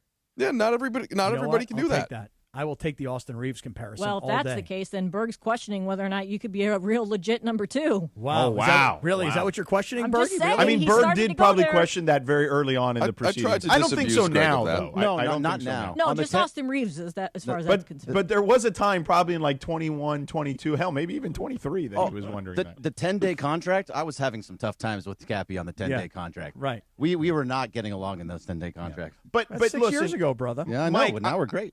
I would say, sure, for $8 million, but the expectation was he was going to exceed the value of the $8 million. This is where you and I will differ, much like, speaking of Austin Reaves has consistently exceeded the value of his contract. And when you're the Lakers and you sign a former number 1 overall pick, to Cappy's point, maybe you're not expecting him to be the number 1 overall pick, but, man, you're saying maybe we can unearth something that someone else hasn't. And they did for like a month maybe. And then that's it. It's been a long time since November, early December. Okay? I don't see we're not that far apart on this, but I do think so. Like 13 points, 8 rebounds, basically leading the NBA in field goal percentage in the rim. And he's played, I think he's started the most games for the Lakers this year. So just being available, being on the court, that exceeds $8 million per year for a starting center. Is it going to win you a playoff series? No, not that you're good. You have to get better, more consistent, I think, play. But he has not been a negative value. He has not been a negative contract, and that was sort of what my point was. But here's what I would he say. added a little bit based on what else could they have gotten? They could not have gotten something up center that has been better for them with what they had than Ayton has for this year. Is what I'm saying. I don't know. I think Brook Lopez is playing pretty well right now. I think that for what the Lakers need, I think Ayton's been better than what Lopez would have done. I don't know. Debatable. And the stats suggest as well. Well, he also was not the starting center until recently. But now that he's been the starting center, he's played very well. He's the starting center by He's default. played better than he outplayed Ayton when they played the other night, even though the Lakers won. I don't know if I'd say that. Well, then we'll What would agree you to say? disagree. What would you say then? I mean, I'm just looking at Brook Lopez this last month with Georgia siding in February, 10 points per game, 4 rebounds, 1 block on 43% from the field. Yeah, but he's shooting threes, so the 43% is skewed. Agreed there, but that part of the point is that he can't really get close to the rim anymore, and he just sort of plays. I don't agree with that. I just think that's the way they want him to play. But what I would say to you half is of this: his shots come from 3, so he shoots 4 shots a game in the paint. That's not much. He's more of a deterrent in the paint than DeAndre Ayton is. I don't know about that either. What? Come on, Bro, Lopez doesn't move his feet, dude. I get it, but he doesn't need to move his feet. If Is my players see point. Brook Lopez, come on up. I'm gonna drive right by you. Right, but they'll play drop, and then he'll at least protect the rim. All right, Cappy, which player, again, both starting this last month, which player would you rather have? This is the right person 10 to points, 4 rebounds, or come on, Austin, or 14 points, 8.5 rebounds, and 67% from the field. Same amount of blocks. Yeah, and you know what? Go ahead, say what you're going to say, Cappy, but I have one big caveat that doesn't. I'm just saying, you can argue centers, but don't give me Brook Lopez. I want to tell you guys, I'm Austin Reaves in this equation. No, I'm a I'll team give you guy. Brook Lopez. You know why? Because Brook Lopez also understands his role. Well, he's that's not what out there I'm getting trying at. to tell people, Clippers they're aren't very trying good. to make me Clint Capella. Bro, you should wish That you was would be kind of a prime joke. Clint Capella right now. Go, you George. should wish Go. that to be the case. Yeah, go. Yeah. If the Lakers had prime Clint Capella right now, the Lakers would be much more of a threat to be a title contender than they are currently. All right, Mike. Well, let me pose that I like to you. Clint Capella. But Mike, let me pose that to I'm you. pro Clint Capella. Is DeAndre Ayton not a guy who's willing to accept his role? All I keep hearing about is, well, you got to feed him. You got to play him a certain way. And if you don't play him a certain way and you don't feed him the ball and he's not involved in the offense, then he's a guy that's going to lose focus and he's not going to want to. So, yes, you are Fuck right. yourself. But guess what? This Thank you, is Pepper. the history of NBA Yes, big that's men. right. Thank you, Pepper. Okay, this is what Reddick's point was. This is what my point is. They're the best example of this. The one who had worked for his team was Shaq. Okay, Shaq needed the bat. And by the way, he deserved it, and he was mostly right. He, of course, did need Kobe to get over the hump in a playoff setting. But I'm a little scarred by this. When the Lakers got Dwight Howard, okay, this was the conversation all year long. And Dwight, in a different way from DeAndre Ayton, was capable of being one of the best bigs in the NBA, and he still was for the most part on the defensive end. But Dwight wanted post-up touches. He just got it in his head. He refused to run screen roll with Steve Nash and Kobe Bryant in a Mike D'Antoni system. Right, which was ridiculous. And by the way, he was a great roller. Like, that was the best other part. roller Yes. The best in the roller. league. And it was insane. And and I watched it happen, and it happened. And finally, in February, when he got enough sort of pressure and heat and we started talking about it in the media, he finally started to do it. The Lakers start winning. Like, that really – so Dwight refused and by the way, at that time, he said – now, this was at least a much better comp. He said, they want to make me Amari Stoudemire, if I recall correctly. George, I remember the second the reason that it happened. Because Shaq went on one, inside the NBA used to do the round tables to start a season. And Shaq went on, and you know how Shaq doesn't love to credit younger big and he also men. doesn't like Dwight. Well, and he was like, Dwight ain't me. He ain't Superman. All he can do is screen roll. Yeah. And so Dwight saw that and was like, you think? I'm a post-up player. For sure. And so that's what was and the Lakers got the short end of the stick there. But, like, my point, man, what Dwight realized, Cappy, eventually, it didn't happen now. And I'm not saying that it has to for DeAndre. It's not going to happen for him, though. Well, but Dwight Howard. It's not going to happen for Ayton. It happened for Dwight At least later. Dwight was in his prime then. And remember when Dwight came back and he helped the Lakers win the title because he finally fully accepted the Clint Capella Old role. Dwight did do that. Yeah. Okay, but it took him a while to do it, and that's my point. He's not the first big to do that, and there are guys that, and I get it. You, Cappy, you, this is not your first rodeo. How long have you been doing sports talk radio? Been a long time. Okay. Well, now when you were 31, would you have been able to take a co-host on the same way with Sedano? Would you want a little bit bigger piece of that pie? Boy, you're really putting me in a tough spot here, Mike, because I hate to admit that you might actually be right. Okay, but here's the market difference. At that point, Dwight Howard was arguably the most coveted player in the sport. At this stage, DeAndre Ayton's been discarded by several teams. I agree with you on that. That's not the same apples-to-apples comparison, I agree. though. So I will concede that. Now, was DeAndre Ayton or you invited to the Luca Doncic birthday celebration yesterday? Because I see LeBron there. I see Jackson Hayes. I see Jared Vanderbilt. I see Austin Reaves. I see Novak Djokovic there. Where was DeAndre Ayton? Was Dominating at the party? I don't know if Dominating was at the party. Cappy, did you hear about that? I have not heard about that party. Where was the party? He was making the crunk juice to try to bring it to the party. Maybe he was making the crunk Yo, juice. I bring the crunk juice, everybody. Don't worry about it. I got it. I'm seeing videos, and I'm seeing LeBron. I'm seeing Austin, Jackson Hayes, Vando. This is post-game last night, George? Yeah, These guys yeah. just took off and started some partying, cake. There's a big cake here. It's a second cake because they gave him a Laker. cake. The cake was in San Francisco. Right.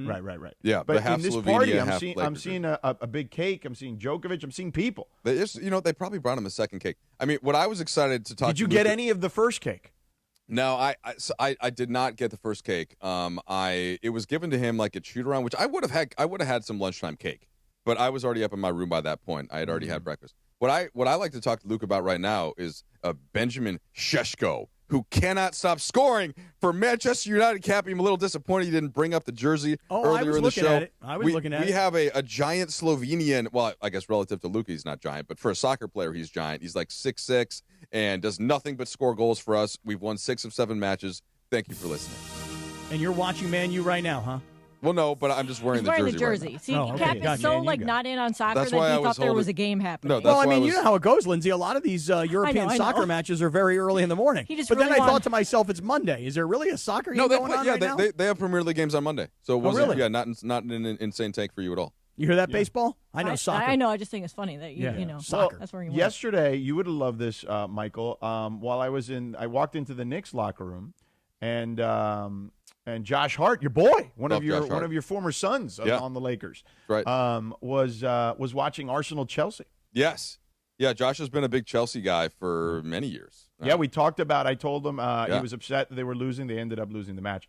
But we were talking about. He said, "Have you ever been?" I said, "Yeah, I went to Stamford Bridge in the summer during the Olympic time, but they were obviously because of the Olympics they were in a break, so I missed them by a little bit." Chelsea's a very posh town, Cappy. Are you surprised that Sedano's in the posh side of I London? am not surprised, not one bit. I mean, if it's posh, doesn't that scream Sedano? Yeah.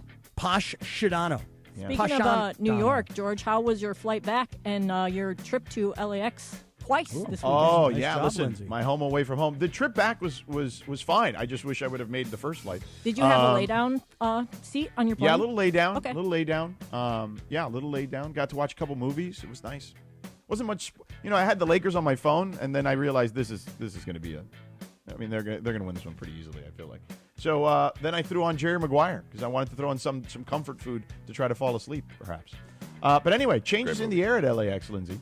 And Los Angeles International Airport's automated people mover trains are rolling as soon as this year, potentially, right? That's the word, right? So they're rolling out soon as part of LAX's ongoing investment to improve your travel journey. The new trains will quickly move guests between all terminals, the new consolidated rental car center, metro trains and buses, and economy parking, all in 10 minutes or less round trip, and they depart every 2 minutes. So they'll help approximately 30 million passengers per year. That congestion in the bowl, it'll be going away soon enough. To learn more, go to this website, lawa.org/ESPN. That's lawa.org/ESPN. That's right, Sedano. We'll be back in about 2.5 minutes. All right, Sedano and Cap, 710, Trudell in the house, ESPN. Thanks. LA. The Sedano and Cap Morning Show. What if your instincts could pay off? With Robinhood Prediction Markets, you could put your knowledge to work on the events that matter to you. Prediction Markets isn't just sports. It's the Fed rate decision, your favorite award show, and so much more beyond the playing field. Trade events with Robinhood. Visit Robinhood.com/predict. That's Robinhood.com/predict. Futures and cleared swaps trading involves significant risk and is not appropriate for everyone. Event contracts are offered by Robinhood Derivatives LLC, a registered futures commission merchant and swap firm. Here's something I learned firsthand. A lot of ERs don't have pediatric specialists. But did you know that Children's Hospital Los Angeles is the go-to for complex cases? When my son Danny had a scary fall and later developed Bell's palsy, other ERs called Children's Hospital Los Angeles for their guidance. Their expertise isn't just in-house. It's a resource for the whole community. When it comes to kids' emergencies, CHLA is the MVP that other hospitals turn to. Visit chla.org to learn more about their expert care today. No! It's just a golf lesson, champ. Loosen up. I can't. See that Hyundai Santa Fe? Yeah. I only paid to know. Finish up on your own. I gotta run. Deal's so right, it almost feels wrong. The Hyundai Getaway Sales Event. Get 0% APR for 60 months, plus 0 payments for 90 days on select Hyundai vehicles. See your SoCal Hyundai dealer. Offers end March 2nd. Call 714-568-7676 for details. Every 40 seconds, a child is reported missing. That's 2,000 children every single day. It's a heart-wrenching reality that we can no longer ignore. Find the Children is a nonprofit organization dedicated to helping find missing kids. You can be a part of their mission by donating your unwanted vehicle, running or not. Call 1-800-294-0222. We guarantee that you will receive the maximum tax deduction. We provide fast, free pickup with 24-hour response. Call 1-800-294-0222. Find the Children provides crucial resources to help find missing children and educational materials to teach kids how to recognize and avoid predators. Our recovery programs have a proven track record of reuniting kids with their families. It's time to act. Donate your unwanted or unused car. Help us build a world where every child is safe. Pick up the phone and call 1-800-294-0222. Together, we can bring these kids home safely. This advertisement was paid for in partnership with Cars R Us and Find the Children. Hey, this is Rich Eisen. You're starting your day with the Sedano and Cap Morning Show on ESPN LA. Don't forget my show. The Rich Eisen Show is coming up this morning at 9 on 710 ESPN and the all-new ESPN LA app. Now, back to the Sedano and Cap Morning Show. Sedano Kap Morning Show 48.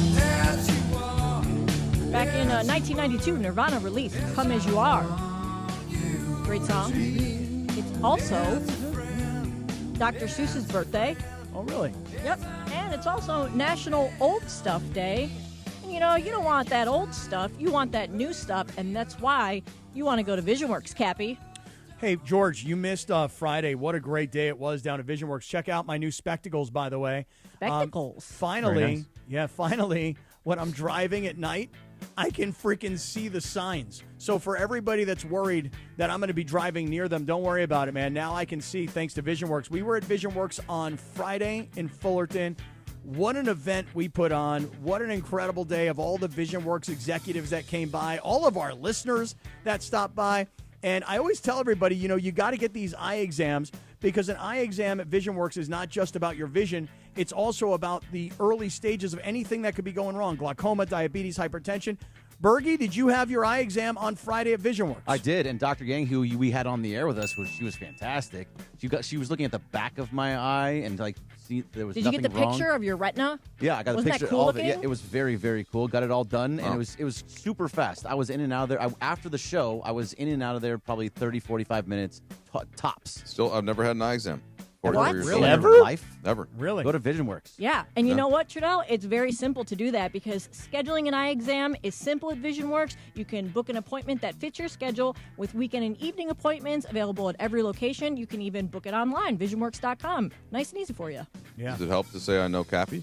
Oh, Yeah, big it time. does. Oh, Yeah, big time. absolutely. And Lindsay. They'll give you 3 pairs. Well, I don't know about that. I don't maybe need one pair. I don't need One pair. glasses, but maybe like you said, even if you don't, if you've had what you consider to be relatively ideal vision to this point, they could still help you prevent something, right? That's correct. Okay. Exactly. And they also have really stylish sunglasses. So even if you have perfect 20/20 vision, you can go there and get like the newest stylish sunglass frames. That's Yeah. It's unbelievable what's going on with these glasses because the top of them is like distance. The middle of them is just like your computer and your desk. And the bottom of them is like seeing stuff real close. So I don't have to necessarily use a light on my phone when I'm in a restaurant looking at the menu. I'm telling you, I'm taking them everywhere. These things are bomb. Really love them. By the way, those are nice. That rejoin was Nirvana. Do people still hate you guys in Seattle? Have they gotten over it yet? Or? No, I think. Oh, that's a great question. I think they're probably over it right now. Yeah, they've moved on. They because- won the because Super Bowl. They won the Super Bowl, and we were still sitting around crying. Make sure you go to VisionWorks. VisionWorks. Yes. And they've got the 2 pairs, 1 easy decision, buy 1, get 1 free at VisionWorks. Mm-hmm. So, George, we were talking about DeAndre Ayton, and Dominating. You keep reminding us how right you were about him, and I keep reminding everybody how wrong I was. Just I was trying to play the ultimate optimist now, And I didn't want to be wrong, if you remember. I wanted. I'm saying actually the other way. I wanted to be wrong. Right. You said, I hope I'm wrong. Well, you weren't. Every day I said I hope I'm And wrong. You know who else is in your camp? And boy, George? were the miscreants in the YouTube chat giving it to me for the first 5 or 6 weeks of the season. Mm-hmm. And then slowly but surely, they all turned around, led by Peter Acevedo. He eventually just admitted to me, all right, Sedano, you were right about Ayton. Well, here's what Shaquille O'Neal had to say this weekend about DeAndre Ayton.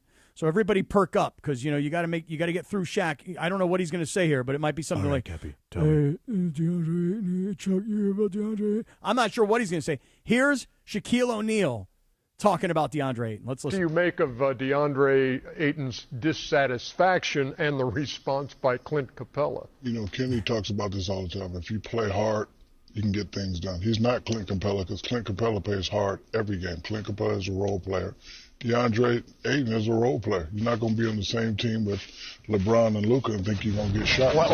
However, though, all these plays right here, they're for you. So if you just do your job, pick and rebound and run the court, you can get easy buckets. I wish my career was this easy, because I play with guys that really used to give me the ball. Penny Hardaway, D. Wade, Scott Skiles. But listen, you just shut the hell up and do your job and do it all the time and do it consistently, it wouldn't be a problem. See, my problem with him is he don't play hard all the time.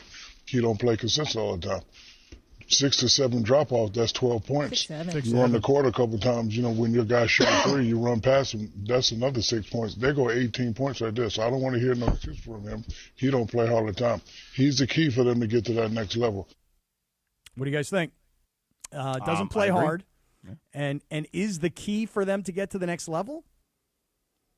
What we talked about earlier. I said that the Lakers were hoping to unearth something that other teams could not, to then extract incredible value out of the deal. And yeah, if he were to play just the role they wanted him to play night in and night out, they would have a better chance. Yes, for sure.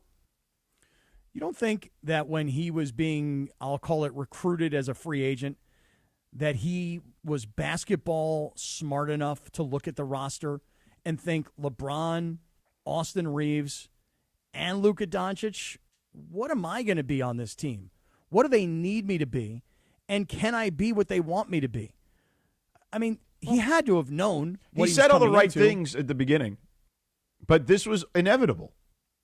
And we had him on the show, and George kind of like, no, it was you. Which one of you guys politely We asked both him? asked him Yeah. about it. Yeah. Yeah, and he was just kind of like, yeah, I'm going to. He blamed Portland.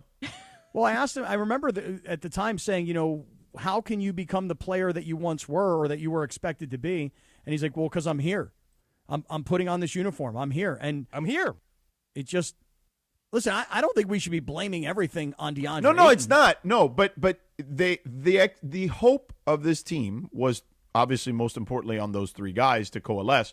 But they were going to need contributions from other people. Well, so and he had to be one of them. Yeah, so like last night's game. Now, all of this is colored by the fact that Sacramento stinks, so we get Correct. that. But he exactly played his role really well. Okay, he set screens, he rolls to the rim. He was 6 for 6 from the field. He had a couple of steals. He had a block. He didn't have to play in the fourth quarter because they were like that. That he played last night was a very Clint Capella, in a positive context way for DeAndre Ayton to play. And I think that Shaq is right as well. Like it's not just because the Lakers have Austin Reaves and Luca Doncic and LeBron James that they sort of want him to play this certain way. The NBA just in general has gone away from big guys going down and getting a million post touches. That's not even what Joel Embiid does. That's not even what Jokic does. They do it in a much different way where they're essentially like hubs of an offense. And Ayton doesn't do that. You know what I'm saying, George? A lot of the ball at the elbows for those guys. Yeah, and that's different because then they pass out of those. But so Ayton doesn't quite have that skill set, right? But he does have the screen roll finish. And by the way, he is an excellent screen setter. He's really good at knowing which angle and how to set it. Now, I think he could hold screens a little bit better than he does sometimes. But for the most part, he's pretty good at it. When he wants to do it, listen, that shot that Luca didn't take, that was an excellent screen by DeAndre Ayton. Yeah, and then the shots that he finished, he was 6 for 6 for a reason last night. He was setting the screens well. He was rolling to the rim hard. He did catch a couple of alley-oops for easy dunks, so he can do it. And I think that's where, if you're JJ Redick, instead of focusing on the nights where he doesn't do it and getting mad and getting upset, you try to keep it to a point where you're getting to games that are going to be increasingly big and increasingly important. And at some point this month, Cappy, there's going to be a game against a Western Conference opponent. The Lakers need to win to either sort of stay out of the play-in or to maybe have a chance to secure a 4 seed if Denver continues to not play well. If Houston slips a little bit. And in games like that, if you can get this version of DeAndre Ayton that you've had, I don't know, 50%, 60%, like some percent in there of the season, that can win you the game. And if he doesn't do it, then you try to go to alternatives. You play Jackson Hayes, you play some more Maxi Kleber, but he still has helped them win games this year, and he can help them win games down the stretch. Is he going to do it every night in the playoffs? There's probably not. But that's what the $8 million difference is between paying him like a max, where you have to get that performance from him every night. You don't have to get it every night, but if you can get it half of a playoff series, you're winning there. I'm looking at the schedule here over the next month, guys. Tomorrow night, New Orleans at home. That should be a win. But on the road at Denver, that's going to be a tough place to win. But then the Lakers come home, Indiana, New York, Minnesota, Chicago, and Denver all at home before a road trip twice in Houston, Miami, Orlando, Detroit, Indiana. So by the time we get to March 25th, over the course of the next, whatever it is, 10 or so games, we're going to know who the Lakers are going to be. Don't you think? I mean, this stretch right here of home games where they haven't played particularly well at home and road games where they've actually been somewhat better, I think, on the road. These next 10 games are going to tell us the whole story, don't you think? I don't know about the whole story, but it'll tell us a lot for sure. Wait a second. Trudell's talking, but Mike is off. Wait a second. What is this, Tulsa? Thank you, Cappy. I see lips moving. I don't hear. Thank you, Cappy. And I know whatever it is you're saying has got to be incredibly valuable. I don't know why I turned my mic off there. Was I going to cough or something? Anyway, I wanted to flip something you said, Cappy, there to George and get his take on this. 'Cause we just had this discussion about Ayton and kind of what a player can do versus what their role is optimized on a team. And the way that makes me think of the larger context, George, of this team is really more about Luca, Austin Reaves, and LeBron. And this goes back to Miami Big Three days, basically any Big Three. you almost have to have one of the big three step back and just do role player stuff. Yeah, Chris Bosh, Kevin Love, whatever. Right. And it's one of the reasons. So think of like quote unquote big threes that didn't work. Most recently, last year, Kevin Durant, Devin Booker, Bradley Beal. It's almost like, wait, those guys all played for the Suns last year, right? That seems like a long time ago, but it didn't work because there wasn't one of those three that could sort of play defense, do role player things, do little things. And the trick here is that like LeBron, when the Lakers got Luca, LeBron did a lot of those things. He was he led the defense last year. Correct. He filled in the gaps. He was the one that cut to the rim. He went off the ball.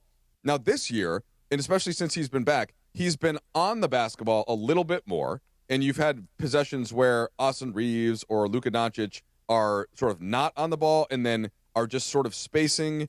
But then are Luka and Austin Reaves capable of stepping up defensively the same way that LeBron does?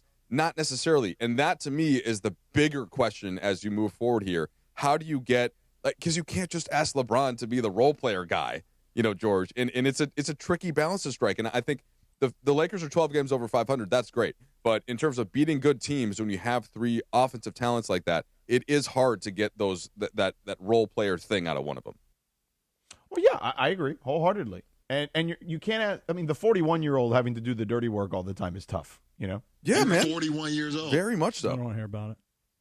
And I think that like Austin Reaves, for example, does do a lot of dirty work stuff, but he's not a 6'9" imposing physical specimen where he can just impose his will on a game defensively. Like he imposes his will mostly on the ball, and he does it great. But it's a little harder for him to do that sort of third role player type thing. And same for Luka athletically. I mean, the only thing that that I see out of Austin Reaves defensively, and I applaud him for it, is when he'll take a big charge. He is fearless, and he will stand there, and he will plant both feet, and he will take one to the chest, no problem. But in terms of like any sort of perimeter defense, we were talking about earlier with Jared Vanderbilt, Austin Reaves just does not have that in his game, and I'm not sure he'll ever be able to have that in his game. No, he's not bad though. He's not a guy that is just like defenses or. I don't necessarily have to call like a certain player out, but I'm thinking like when the Lakers were playing the Knicks, and if you can get Brunson in action, not saying that he's not going to try, but he's like 6 feet tall, 6'1". Austin at least is good at being in the right spot, getting there early, and he's going to make you hit a shot over the top, or he's going to slide his feet with you. So he at least can do that, Cappy. But I agree, it's not like he's Jared Vanderbilt and you're throwing him out there as a stopper. George, we were talking earlier today. Did you happen to see the video from when Luka was walking off the floor at Golden State and JJ goes to grab his wrist and Luka is like, man, get off me. And then he goes to sit down on the bench and JJ is following him and JJ's kind of barking at him. Yeah. And Luka sits down, and as JJ turns his back and walks away, Luka's like, oh, hell to the nah. He did not just say that to me. And Luka stands up and wants to go get a piece of JJ. But Jared Vanderbilt stood in between him and was just making sure that Luka did not go get any of JJ. Did you see that video? Have you seen this? I did, yeah. What'd you think? I mean, that happens in a season. I thought the play I didn't make a ton of it. Like, I mean, I've seen plenty of coaches and players get into it over 20-something years of covering the NBA. Like, I just thought, oh, yeah, there's a boiling point there. JJ's probably annoyed with something that he didn't do, and Luka took exception to it, and they had words, and that's it. No, but I think Jared Vanderbilt's the star of that moment right there. You talk about, hey, it's cool, chill, bro, sit, relax, we got you. Well, but he was wearing that back brace. Cappy, Mike Trudell. It's not a back brace. Cappy, did you when you were kicking, and let's say like the middle linebacker or something wanted a piece of the head coach? Did you ever pop in there with a back brace on and just kind of do a little dance and try to? Let's get your answer on the other side. Want to do that so we can talk about our friend Jacob here first? You hear that, Mike? You hear the way Lindsay's directing the show? Well, she told me the clock didn't matter earlier, so I was just ignoring the clock. Oh yeah, did I? Is that what I said? You said when the music plays, that means we're going. Yeah, usually that's a hint, but Okay. All right. Well, George, let's talk about Jacob and Ronnie. What do you say to that? Oh yeah, listen, Cappy, no question. Listen, we got to talk about Jacob because listen, the reality is this: you get into some sort of accident, you got to call Jacob right away. Look, if you or someone you love got hurt in a car accident, you need to know your options. I tell everybody the same thing: call Jacob, man. Jacob and Ronnie, his team at the law office of Jacob and Ronnie, have been helping people in L.A. for years, Cappy. That's right. And they know the insurance companies. I don't know the insurance companies. Do you know the insurance companies? I don't. They do. Jacob knows the insurance companies. They understand how they fight for you, meaning the insurance companies know what Jacob is going to bring to the table. And here's the most important part of all of this. Jacob does not make one penny, does not get paid unless you get paid. That's the Call Jacob way, George. Yeah, so call him at 800-345. 6789. Whether it's fender bender or something serious, you deserve someone on your side who will handle the paperwork, deal with the adjusters, and make sure you're not left holding the bag, Cappy. Mm-hmm. So put that number in your phone. Everybody knows it. The billboards are all over town. Can I do it once? Sure. 800-345. Oh, you want me to do the 6-7? Yeah, well, you try it. 6-7. 6-7. Me and Morales, when we do it in person, man, it's like we like have to do the bump with each other. You know, we got to like dump truck harmonizing. each other. Right. Yeah. That's right. 800-345-6789. Yeah. Call Jacob. Get the help you deserve.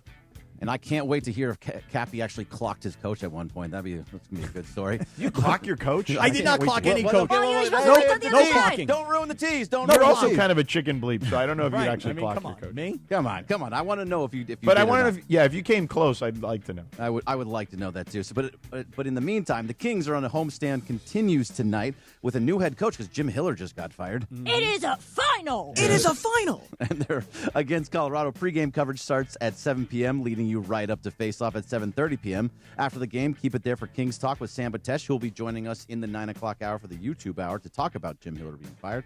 And your spot to react and break it all down. Catch every moment. Just tap the Kings play-by-play tile on the all-new ESPN LA app, home of the LA Kings. Did Cappy actually clock his coach? That's coming up next.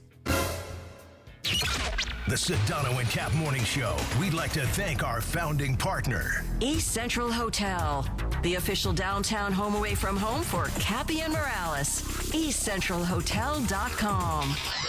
This is the Sedano and Kap Morning Show. Hey, it's Bethel Duran. Everyone loves the new 2026 Toyota Electric BZ XLE that has a range of over 300 miles. You can drive one away on a 36-month lease with any old free and clear trade down for only $239 a month. That's a $36,000 car that needs no gas. No cash required. Just drive any old car, truck, or van you own outright in the Wonders Toyota or Northridge Toyota and drive out with a $239 lease payment. 2026 Toyota BZ XLE FWD. Offer good on any BZ model in stock with an MSRP under $36,650. Over 10 to choose from. Lease excludes tax, title, license, and dealer fees.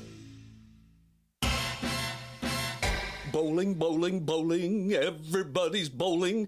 I don't mean to brag, but they don't call me Mr. Pinhead for nothing. Now your top reasons to visit Morongo. Your golf game's getting hotter. Hit the links at Morongo Golf Club at Tuquit Canyon. Number 2. 7 heavenly chef-driven food stations at the marketplace. Take an all-you-can-eat culinary journey around the world. And the number 1 reason. Rick Ross, live March 20th, only at Morongo. Morongo, good times. Vista Paint is California's original paint company and has been serving pros and homeowners since 1956. Our paints are formulated for lasting performance, beautiful finishes, and made to withstand the weather. Vista Paint, locally made, expertly crafted, always reliable.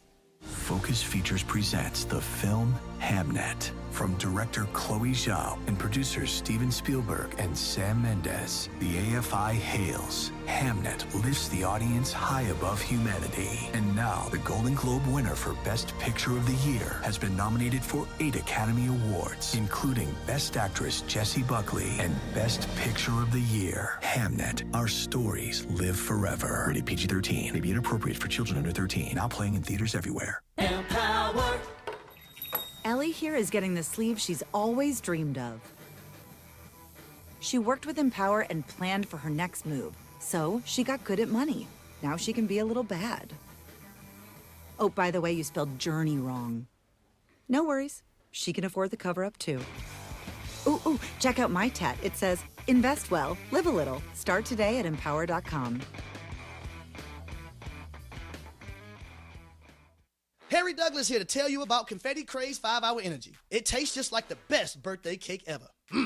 Vanilla, buttery, frosting vibes. It's basically a party in a bottle. Confetti Craze makes it easy to turn any day into a party with its delicious birthday cake flavor and big birthday energy. And here's the best part. All cake, no sugar. I bring these tiny bottles everywhere to cakeify my day with tasty caffeine boosts. The Funfetti flavor is back on 5hourenergy.com or on Amazon. Crack open a Confetti Craze 5-Hour Energy shot today. Mornings on ESPN LA will never be the same. Quack, quack. I get parents telling me all the time that the kids in the car love the quack. They're now into the quack, quack. Listen, huh? I am a role model for the youth of America. Oh, we know that. The Sedano and Kap Morning Show is on. Back to Sedano and Kap.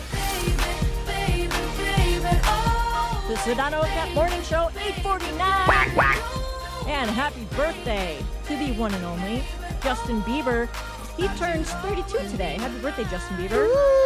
Was Bieber at Luca's birthday party, George? You see any Bieber? I did not. And he certainly will never be at Keys parties. He was there on Friday, wasn't he? Or I mean Thursday. Yeah, he had the green and white polka dot hoodie on and then the sunglasses. Yeah, he was sitting like 10 feet away from me. Riggs was excited. So, Riggs is really into Bieber right now. He is, Riggs is my son, Cappy. I'm well aware. I'm well aware he's your Riggs, son. short for Rigatoni. Right, Yep. right. And Rigatoni Riggs has really been into the Justice album, which is the prior one to the double disc one, or I guess I don't know if we should say double disc anymore because people don't actually put out the disc. The double disc. Yeah. No, now we say but double doink. Justice is a great album, really. Like it's grown on me now that I've been playing it again for Riggs. I mean, that's some heat on that thing. So, last week when Biebs was at the game and LeBron dapped him up a little bit, gave him some love. But you would think that maybe Bieber would have been invited to Luca's birthday party last night. George, any idea where that birthday party went down? I don't know. What do you think I am? Well, I thought you would have Hollywood like an Inquirer? invitation. Like, yes, I mean, yes. Page Variety 6? Magazine is what I thought you were. Right. I just saw it online. NBA Insider is what I thought. Also today, guys, on this day, Yahoo was incorporated back in 1995. Oh, really? And in 1998, Titanic became the first film to gross over $1 billion worldwide. And you know what I bet they wish they had more of on the Titanic was some more wood for those lifeboats, Linz, so really they need good. more For wood. the hardwood. Really good. The Hernandez hardwood, yeah. Exactly. Good So, job, George, why don't you Lindsay. tell us about our friends at Hernandez Hardwood?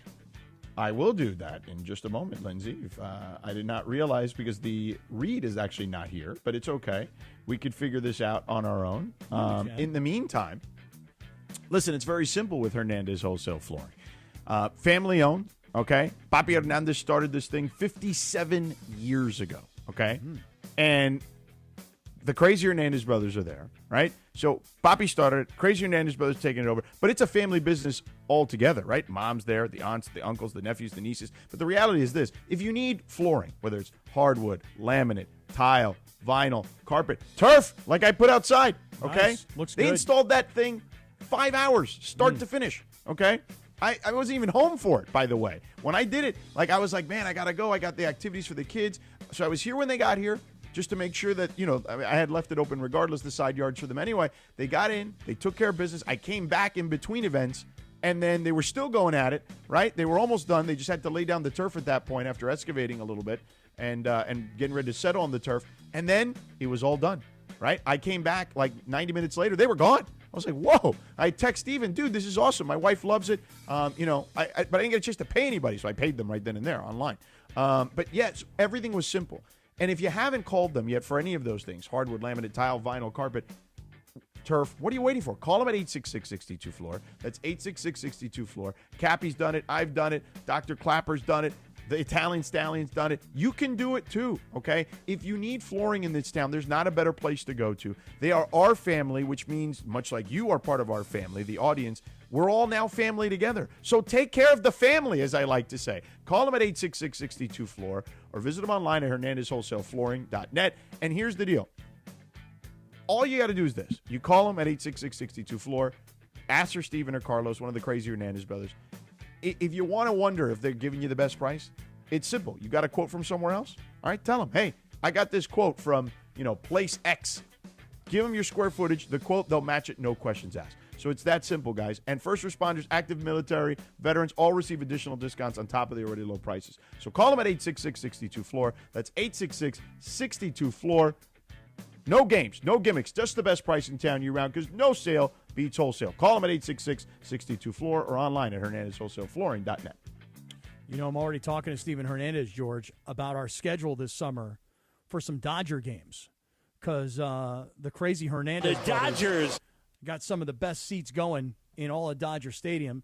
Hey, Bergie, Bergie, I heard the return of the Blue Review The started Blue early Review. this morning. Yep, it returned today. It's going to be every day at 6:30 a.m. on the ESPN LA YouTube channel. It started all up again. Exciting times. What's the what was the story going into today? Because I feel like Dodger spring training is very quiet because there's not a lot of storylines, battles. There was really the biggest thing was that Mookie Betts talked about how he wants to get back to MVP level, where Doc said that he expects him to be at MVP level, and Mookie said that, yeah, I expect myself to be at that level too.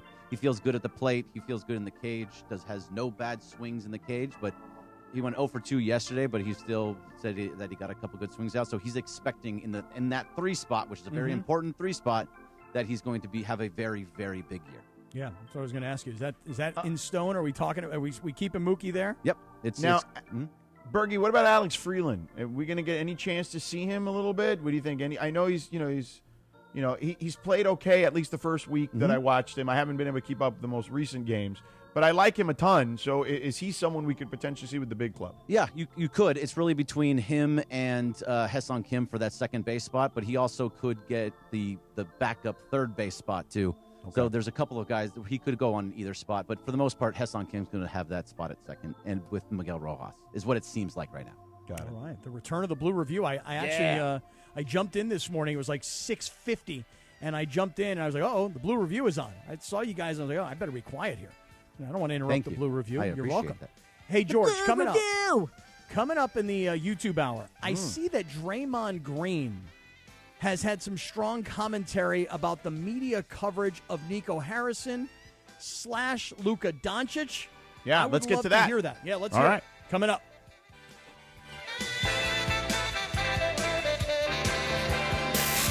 The Sedano and Kap Morning Show. We'd like to thank our founding partner, Cadillac of Beverly Hills. Cadillac of Beverly Hills. Experience luxury at the top of its game. Visit CadillacBeverlyHills.com. This is the Sedano and Kap Morning Show. Hey, Laker fans, 2026 is the year of you when you suit up with National University to pursue a career-focused bachelor's or master's degree. Take your best shot with NU's Year of You scholarship and score up to $6,000 annually toward an industry-current bachelor's or master's degree. 4 or 8 week courses, flexible online options, plus free tutoring, career counseling, and more. Apply by March 31st at nu.edu. Terms and conditions apply. Have you heard the refinancing rule of thumb that says you have to drop your rate at least 0.5% to refi because it'll take several years of savings to recoup the closing costs for a refi? The Loan Exchange says the rule is nonsense. With a Loan Exchange free closer, you can lower your rate without paying any cost whatsoever. That's right, lower your rate with no cost and your balance doesn't go up. You start saving on the first day you have the loan and every day thereafter. If you decide to move next year or rates drop further, you can exchange that loan for another without losing a dollar that was tied up in closing costs. Today's 30-year fixed free closer rate in APR is 5.5%. So if your current mortgage rate is higher than 5.5%, give the Loan Exchange a call at 855-752-9944 or log on to theloanexchange.com. It won't cost you a thing. NMLS 1637539. Loan subject to credit approval. See website for licensing information, loan terms and conditions. Equal housing lender. Call 855-752-9944 or visit theloanexchange.com. John Ireland here. Are you sore? If you are active, you work out, play golf, tennis, soccer, football, basketball. Are you a runner? Do you bike or exercise regularly? If you do, you need this recovery product. Go to this website, iSpotActive.com. iSpotActive.com. They make compression wear with pockets. It's wearable. Ice cryotherapy. The long sleeve shirt has 8 flexible gel packs that fit in pockets, upper back, lower back, elbows. It's form-fitting, moisture wicking, doesn't stick to your body. There's no polyester to make you sweat. If you love to do what you do what you love with iSpot Active. Go to that website, iSpotActive.com. Everybody I know that has bought one of these things truly loves it. No more strapping on ice bags or trips to the cryo place where you got to drop $50 every time you do it. Ice and go. It's wearable. Ice cryotherapy.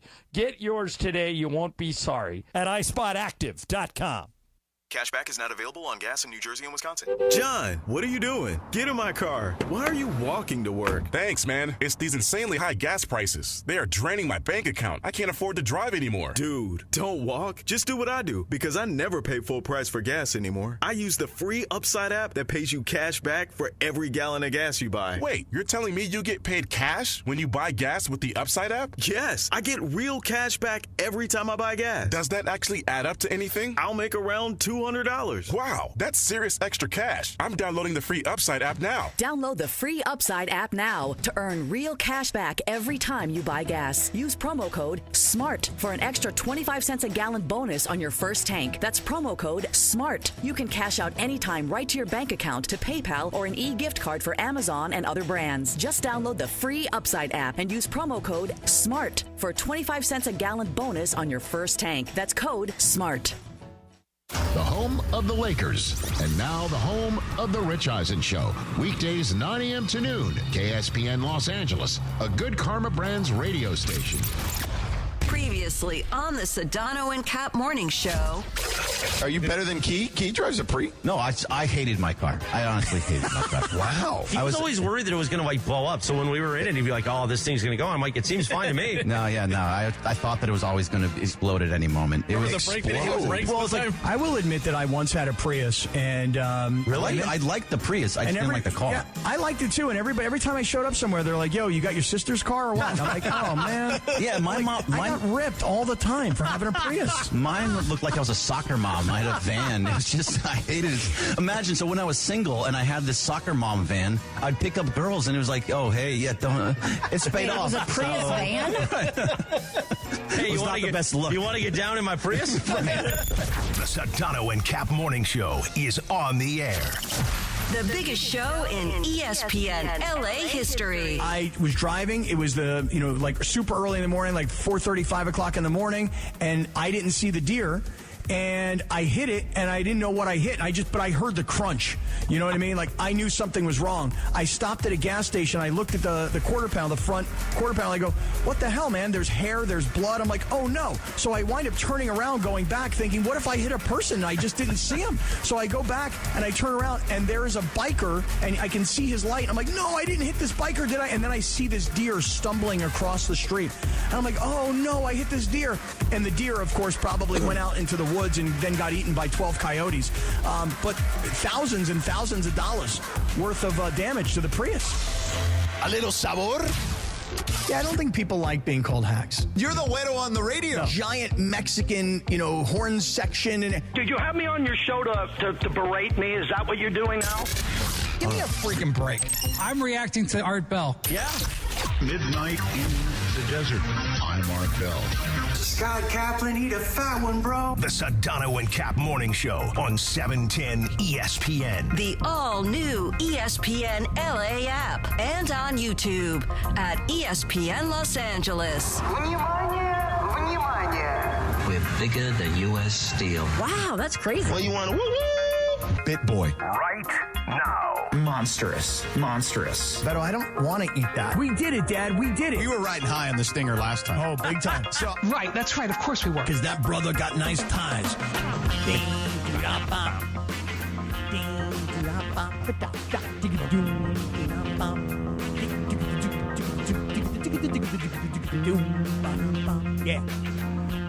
9:03. Sedano Kap Morning Show. Trudell in with us for a special edition. Yep. Your voice is much more like low and gravelly in the morning. Yeah. You think so? Yeah, definitely. Don't you guys think so? Kind of sounds the same all the time, but I don't really hear. Well, I guess I hear my own voice. That's a weird thing to say. I don't hear my own Mike, voice. you're looking really good this morning, by the way. There was a moment in the telecast last night where you were doing a hit, and it just, for whatever reason, the lighting in the arena at the time. And I was like, oh, my God, what happened to Mike? Like, I thought that you had, like, a big bump on your head, but it was just the lighting, dude. And I was like, oh, my God, I wonder what happened to him. And I'm like, could that possibly be the lighting? No, I don't know. I couldn't tell. But I'm looking at you this morning. You look great, man. You look terrific. Clear. All good. Speaking of hits in the arena, George, can we circle back to something that we started the show with before you joined us, and the whole Horngate thing? Oh, yeah. You have How was I that had to do experience? 3 different hits over 16 minutes or whatever it was about the horn. It The was horn. just an interesting moment in time. Well, you want me to So- play? Can I play? I your actually hit? got a text from someone that Mike knows who is like basically the head of broadcasting at the NBA. He had a funny line. Hold on. What did he text me? Hold on. Give me a second. Do we have the audio? Yeah, I can yeah, just yeah. figure I've it got out. you. I've got you on here. Hang on. Let me play it. It's we're going to check in with George Sedano, find out what's going on with this horn, George. So, guys, I'm here at the scorer's table, and there was a complete malfunction here, electrical-wise, here at the scorer's table. You see this gentleman here working frantically to try to get everything reset. The clocks went out, the score went out across the building, and clearly you hear the horn still going off. And there's a level of frustration, obviously, here at the moment, trying to figure that out. Remember, as a player, was a condensation issue on the court. And the crowd goes wild. There you go. The horn is stopped, and the fans applaud. Yeah, there were 2 other reports because I was talking to the officials, like, what will we do if, like, what's going to happen here? Like, the guy's going to get a warm-up. There was a potential that, like, they would have had to have lowered the Jumbotron because that was the horn that was actually malfunctioning, and that would have taken, like, 30 minutes. And everybody was like, oh, no, let's not do that. Yeah, it was kind of wild. But that poor guy, I just sent a picture, and Parker could probably put it on the YouTube, of you see the poor guy behind me whose job is to control all that stuff, the scoreboard, the Jumbotron. That picture. And his hands are, like, up against the table. His head is like down and buried. Like he's just like, dude. And there was somebody there.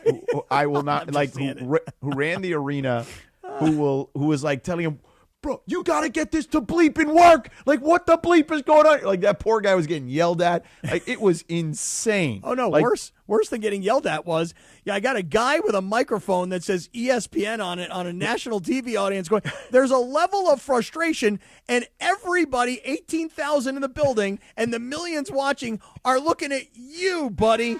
George, it would have only been better. Did you happen to report his name at any point during the broadcast? I would not. I didn't want to do that. And John Doe over here, it's his job to fix this, and we're all watching. Yeah. Oh, it was hilarious. Yeah, it was funny because I would assume that people just started. First of all, it was a good game, but people started I would imagine tuning in just to see what the hell was happening. Like I was getting so many texts, it was hilarious. So anyway, this person from the league said, "Nice job reporting on the first ever buzzer bonanza in NBA history." I like the guy whose job it was to try and fix this. He's got his hands on the table and his head down, like I don't know what to do. I'm trying. And then you got the brother sitting right next to him with his hands, crossed. Like ain't my problem, bro. I'm just waiting. I'm like the rest of y'all. I'm just waiting. The picture is hilarious. Like it's me kind of leaning in, right? Like, and then like him like behind me, and then like the people back there also reacting. It was pretty freaking. George, funny, I don't know if you tuned in at the top of the show, and instead of maintaining top of the hour integrity, Cappy told a 9-minute story about how his horn wouldn't stop beeping after he punched it. And he was equating that to your experience. Manly that day, supposedly. Yeah, he had a run-in with his ex-wife that got an argument. No, it wasn't really an argument. It was, oh God, it's a longer story, but suffice it to say this. Let's not make it more than 9 minutes. So suffice it to say this, George. Yeah. I got to my place where I was working, and I was so angry about what was going on that I started punching my steering wheel. Right. And I must have landed a good blow to the steering wheel. Stuck, yeah. He missed a couple jabs, but he caught it with an uppercut. Right. Yeah. That's right. And so I was like the USA hockey team in the Olympics, Like I had a puncher's chance. It was just one chance. That's all I had was just one shot. Yeah. And I landed this blow to the steering wheel, and the car horn got stuck. And now it's like 5 o'clock in the morning. I'm in this parking lot. It's pitch black out, and the horn is unstoppable. I'm grabbing the steering wheel. I'm trying to take this thing off. I'm punching the steering wheel. Stop. Until I finally called this maintenance guy. I'm like, yo, bro, you got any tools? And I had to open up the hood of the car, and then I had to unplug the battery.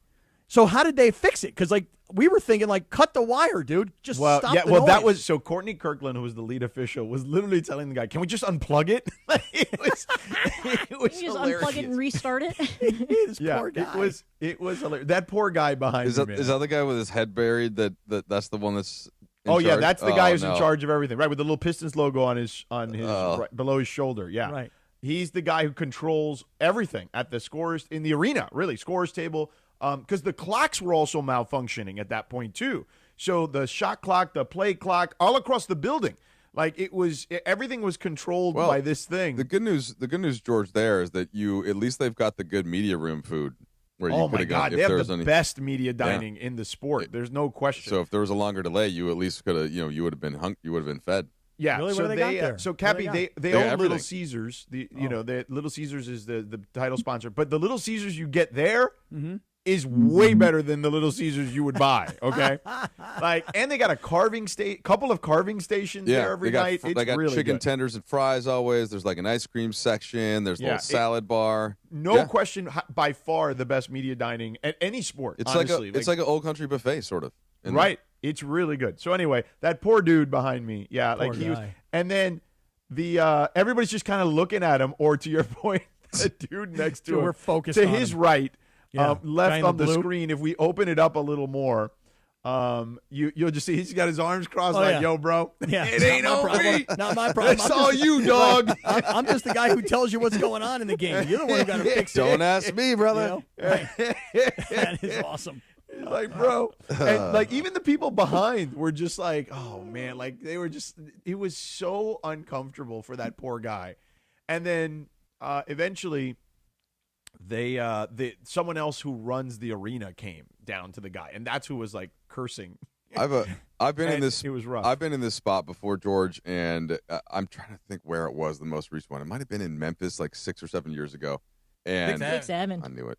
I And mean, you've done it like 3 times. well, and then, but here's the problem: as a sideline reporter, is that you're like, it is your job to try and find out what the information is, but they like when they want more information 5 minutes later, and there is no more information. You know, Yeah. it's sort of Well, like, luckily, I still was the guy right. that can't fix the Horn's still fix the going. buzzer. Yeah. But back to But you. see, this is what I was able to layer it, right? Because initially I ran over them immediately, right? So immediately that was the report you heard a second ago. Hey, electrical issue, blah, blah, blah. Here's what's going on.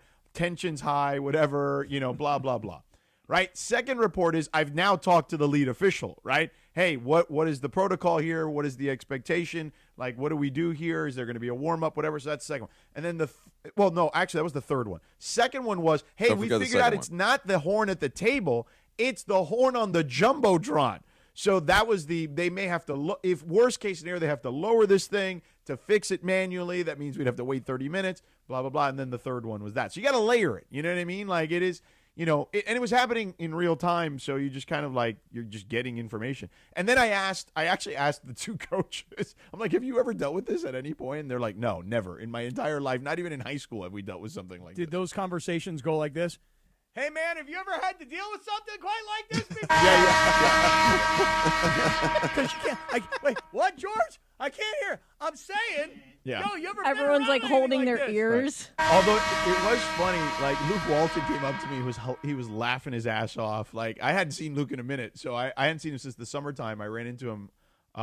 His kids and Mateo and Richard's kids were in the same basketball camp. And I just looked at it. I was like, oh, hey, nice to see you. But, yeah, it was crazy. I walked up to James Harden like, James, no? He's like, no, bro, I got nothing for you. Like, I've never seen anything like this. So it was just me just picking people's brains. Yeah. Oh, okay, got you. You didn't say to Harden, hey, you got any tools with you? Nice beard. Yeah. Yeah, right. Let me take a look at that thing. Got a wrench in the beard there. Yeah, what you carrying in there? Yeah.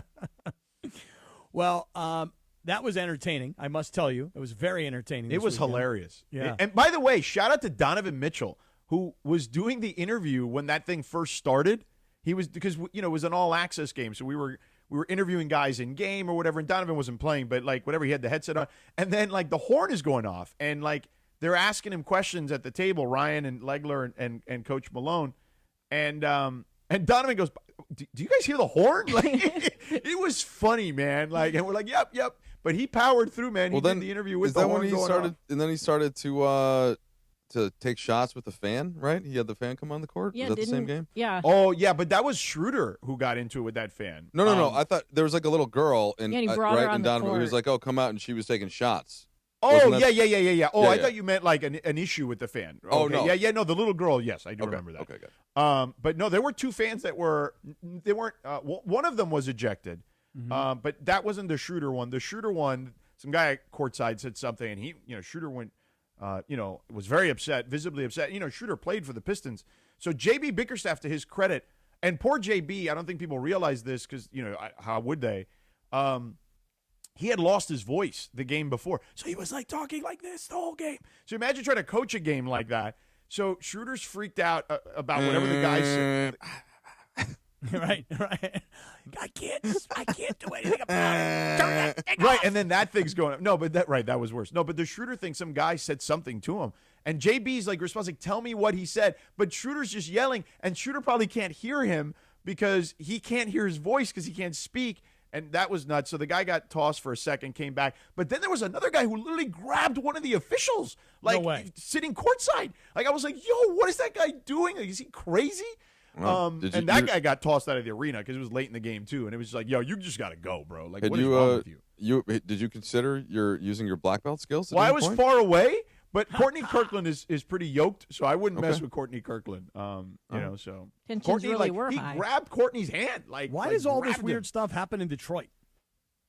That's a great question, Cappy. I don't know. I'll be there in a couple weeks. Oh, can't wait. Yeah. Hopefully the horn works. Yeah, hopefully. For you.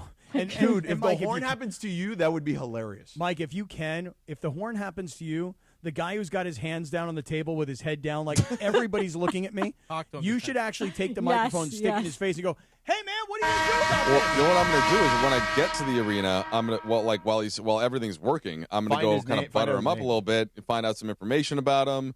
See what his favorite sport is. Maybe see what his favorite meal is. So let's all have some background stuff on him for when he really comes under fire.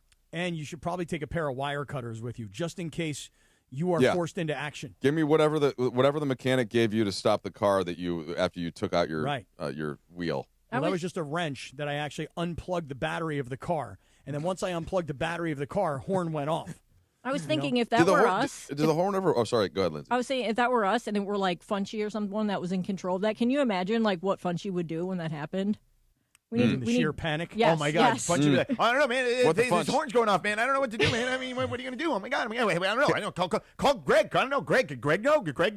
Somebody. What about Chris? Can we call somebody?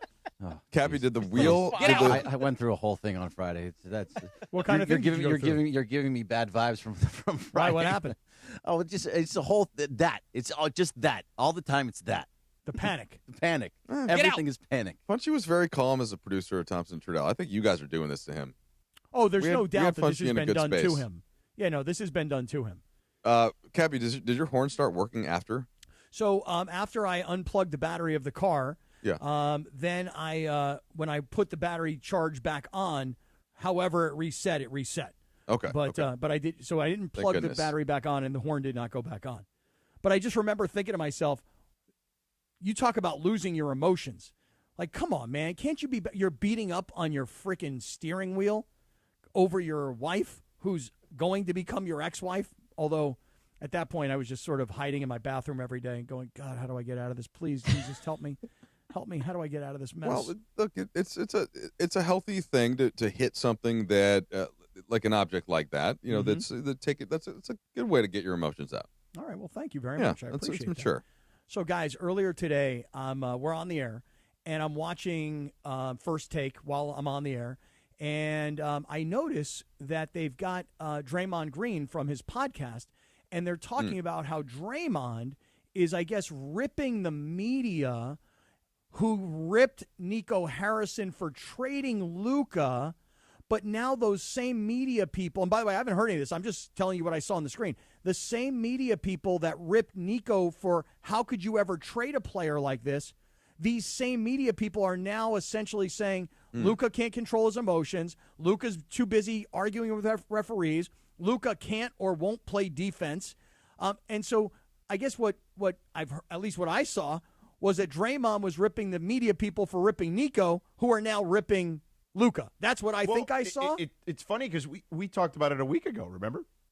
100%. That's why I'm finding it interesting. You think Draymond's listening? I was going to say, I think he was listening. Well, isn't everybody? Can we hear what Draymond said to Wendy let's hear what and to Stephen A. so that we can all kind of understand exactly what the situation was? I think we were all quite shocked and baffled to see Luka Doncic traded away from the Dallas Mavericks to the Los Angeles Lakers. Like, you just don't see franchise players that young traded you just don't see it. It's just not a normal thing. And so we were all shocked by that. And Nico Harrison continued to give his reasonings on why he believed that was the right thing to do for the Dallas Mavericks organization. Was it the right thing or wrong thing? I'm not a Dallas Maverick. I don't really care if it was the right thing or the wrong thing. But what I do care about is so many people crushed Nico Harrison for the reasons that he gave. And when Nico gave those reasonings, everybody said he's ridiculous, he's crazy. This has nothing to do with Luka, by the way, what I'm saying. But now when I turn on the TV, all I see is everybody in the media who crushed Nico Harrison, who essentially aided in him getting fired, regurgitating the same things that Nico Harrison was saying. And I struggle with that because I haven't seen one person come out and say, hey, Nico, I'm sorry for the things I said about you when you made that move, because I just said the same thing out of my mouth. I struggle with that a bit. Again, this has nothing to do with Luka Doncic and everything to do with the media and Nico Harrison. Nico gave his reasonings as the general manager of a team of why he thought that was the right move. And everybody said, you're an idiot, you should be fired, worst general manager in NBA history. And now all of you people are saying the same thing. But no one has said, maybe Nico was right. Maybe Nico was validated in the move he made. Maybe Nico shouldn't have been fired. No one has said that. But everybody said Nico should be fired because he traded Luka. I struggle with this.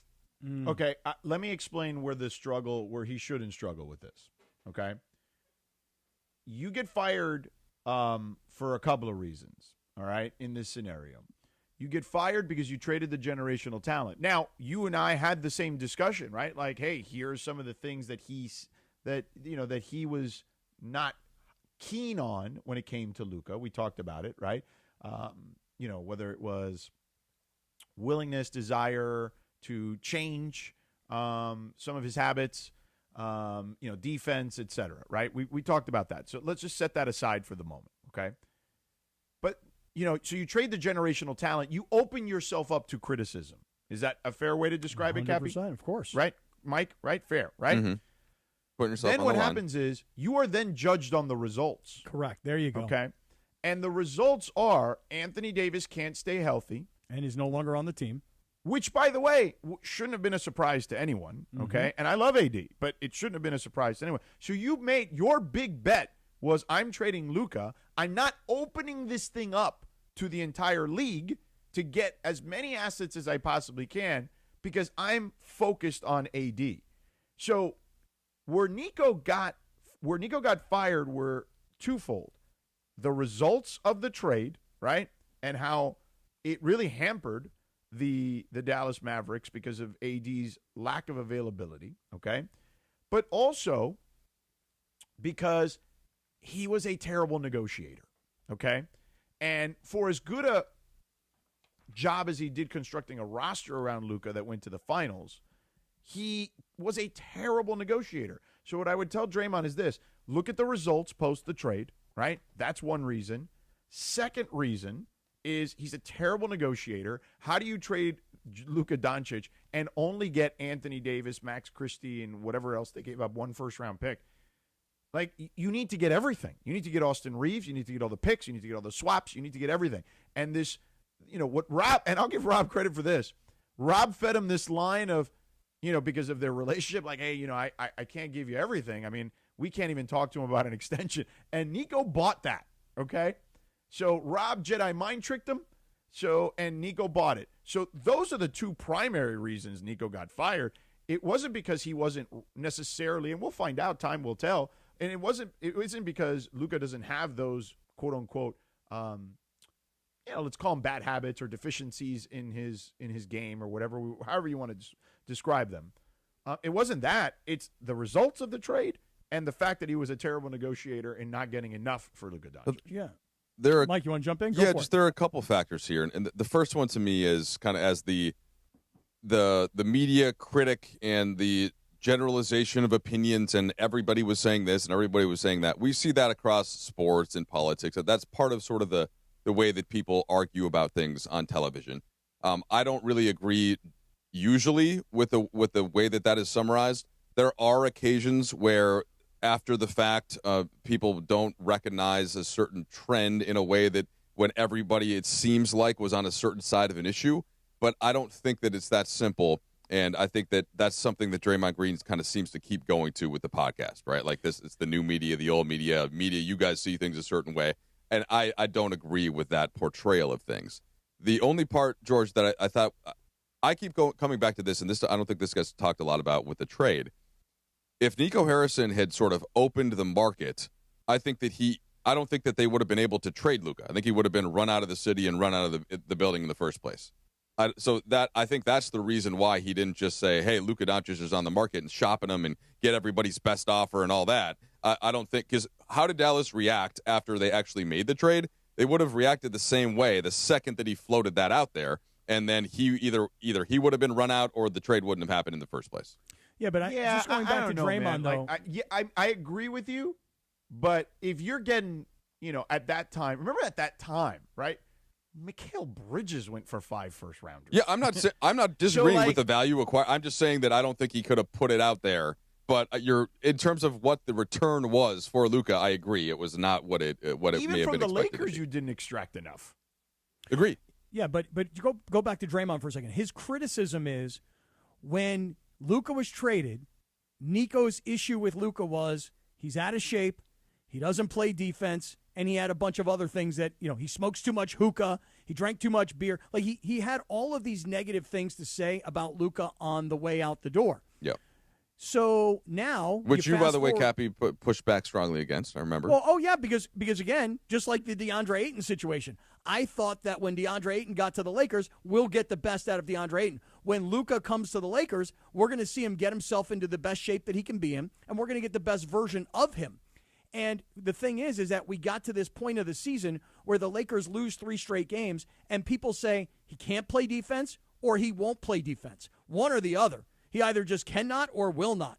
But beyond that, he's arguing with referees. So now the other team has a power play on the other end of the floor because it's 5-on-4. And so all of these gripes that Nico had about Luka, people are all of a sudden now going, maybe he wasn't that far off about his gripes about him, but here's the reason he gets fired. And this is what, George, back to your point. This is where Draymond is not really, he shouldn't be struggling with this. It should be very simple for him. If Anthony Davis goes to Dallas and Anthony Davis is healthy and can contribute and can play night in and night out and be the player that he has been, then maybe Nico doesn't get fired because people go, wow, look what happened. I mean, look how much Anthony Davis is impacting our team. The fact is, Anthony Davis was hurt. Anthony Davis has since been moved, and Dallas has nothing to show for it other than Max Christie. That's why guys get fired. That there's a portion of the internet, we'll call it, and maybe producers of morning shows on ESPN Radio National that have said things like, maybe this is Draymond kind of like sticking up for his guy, LeBron, and kind of like defending LeBron in that sense. And it seems like something that I thought you'd point that out, Cappy. I'm surprised you didn't. No, I never even thought of it. Cappy, I want to add just one layer to what you were saying about because kind of the way that Draymond is interpreting the reaction to Luka last week, basically. Like the Lakers lose 3 straight, and then people talk about defense or complaining to the officials. And this is going back to what George was saying about Nico, which I think remains the critique. Luka is not a perfect player.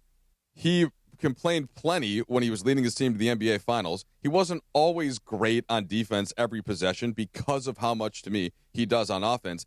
And that was, again, enough to take a team to the NBA Finals. So that it's not like he has warts that are loud in certain ways. They're almost every player in the NBA. Jokic, up until the point where never actually won, was, he can't defend. You can't defend at the rim. He's too slow. He doesn't move his feet there. No big man that can't play defense has won a title, and then they won a title, right? And so then that criticism goes away. So the Luka part of it with the defense, the whining at the refs, that has always been a part of his game, and he's always been all-NBA first team, and he's always led his team to wins in playoff settings. So even because the Lakers won in a 3-game losing streak, it wasn't because Luka was complaining to officials and because he wasn't always a star on defense. So that is not NBA people. We don't have to play the ball knowers drop. We're not thinking like, oh, yeah, that's what Nico was saying. Like, it's still not an argument that holds any water. So Lindsay, there are folks saying that Draymond's criticism of Luka and his support of Nico and his rip job on the media is his way of sticking up for LeBron because why? No, because I've seen some people suggest it on Twitter, and then I heard this morning on Unsportsmanlike, Nuno, their producer, brought it up because he said he thinks, maybe now this is LeBron's buddy, which him and Draymond are pretty good friends, kind of saying like, oh, this is your guy? Well, if this is your guy, like, he's not so great now, is he? But it was more like calling attention to the fact that what Trudell just said, that he's not the greatest player. Do I think Luka Doncic is ever going to be prime LeBron? No. No, because LeBron was one of the best two-way players in the sport for a long time. So no. Yeah, different players. Yeah.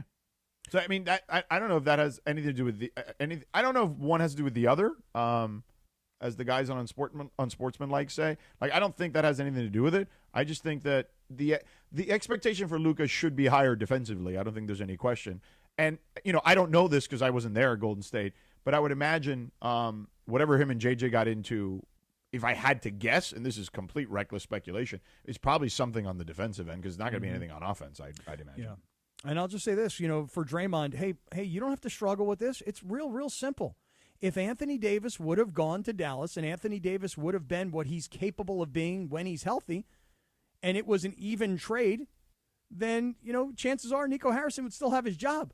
But you put you took what people call a generational talent, and you traded him for a guy that has a massive injury history. Cappy, the other thing that as you were saying that this occurred to me, most GMs after a trade only speak kindly of the guy that they sent out in the trade, which, by the way, Rob Pelinka only spoke kindly about Anthony Davis.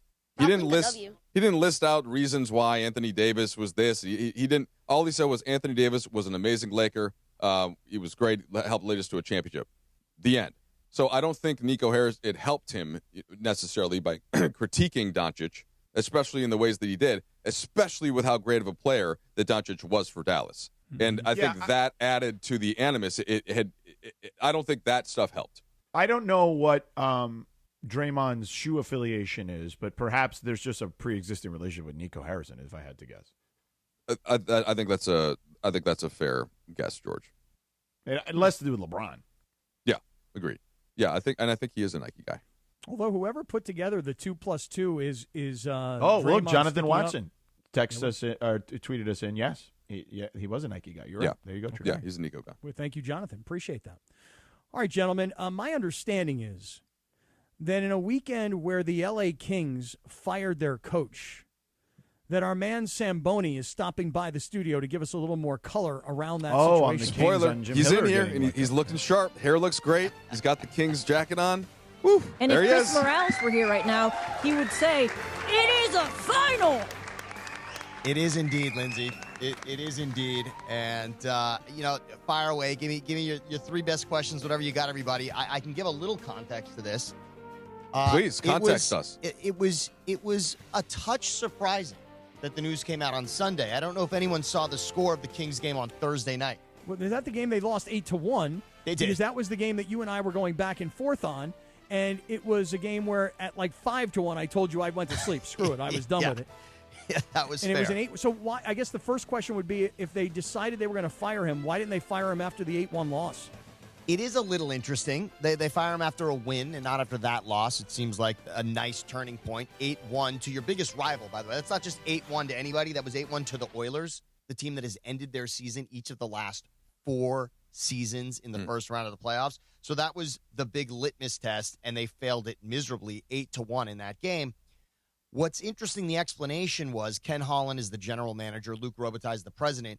Ken Holland did not want to make a move. They had a game on Saturday afternoon. It was an early game Saturday, and they did not practice on Friday. They didn't want to make the move and not give the coaching staff and the players proper time. So even though it was a 2-0 shutout victory against the Flames on Saturday, they had essentially made up their minds after the Oilers game, but wanted to do it the right way so that everyone would have practice time to give the new head coach, DJ Smith, a chance to get in there. So they were pretty much made up and going to do this.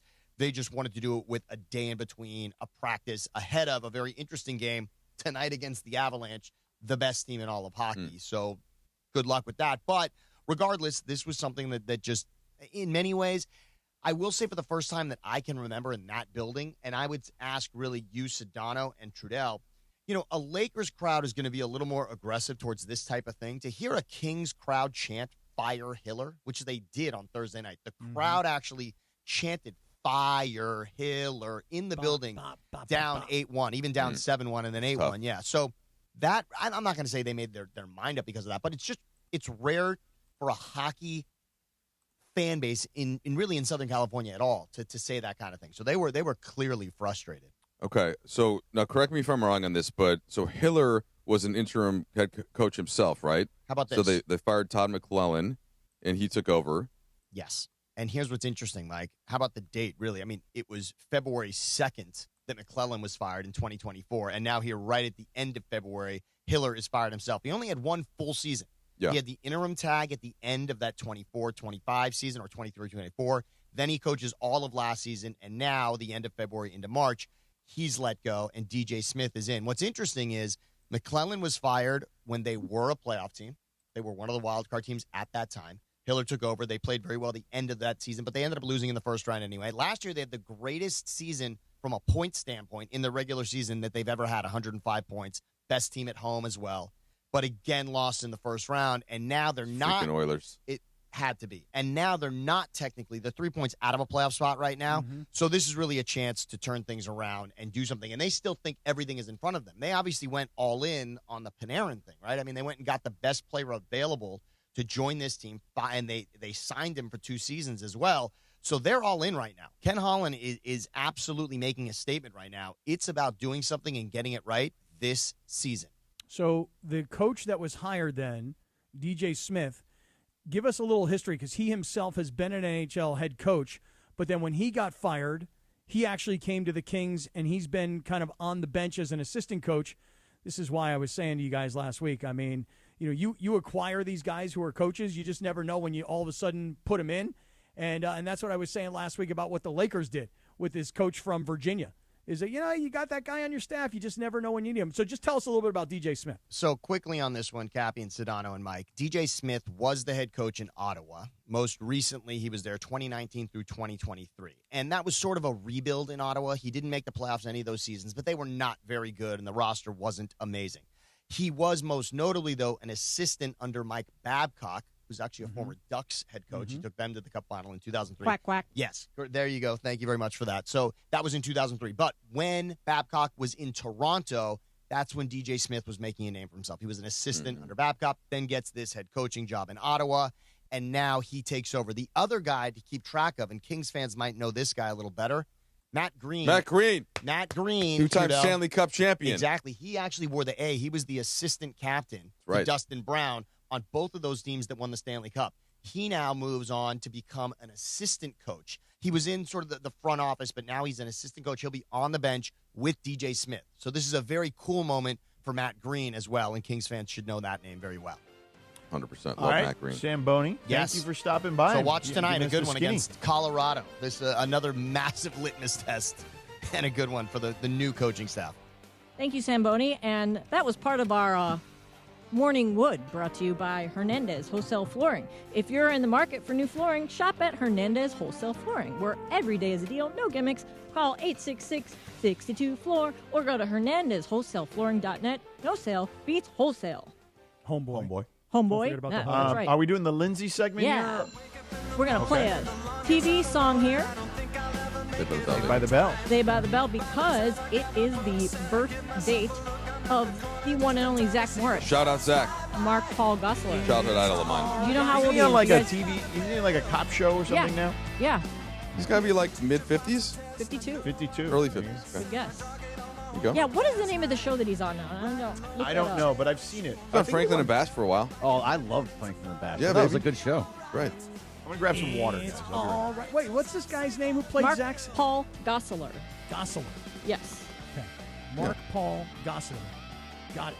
Yeah. All right, so Zach Morris, he's a babe, still show is. called He's a babe. Found. Found, there you go. is what it's called. Found is the name of the current TV show that he's on? 2023 to 2025, so I don't know if it's got picked up.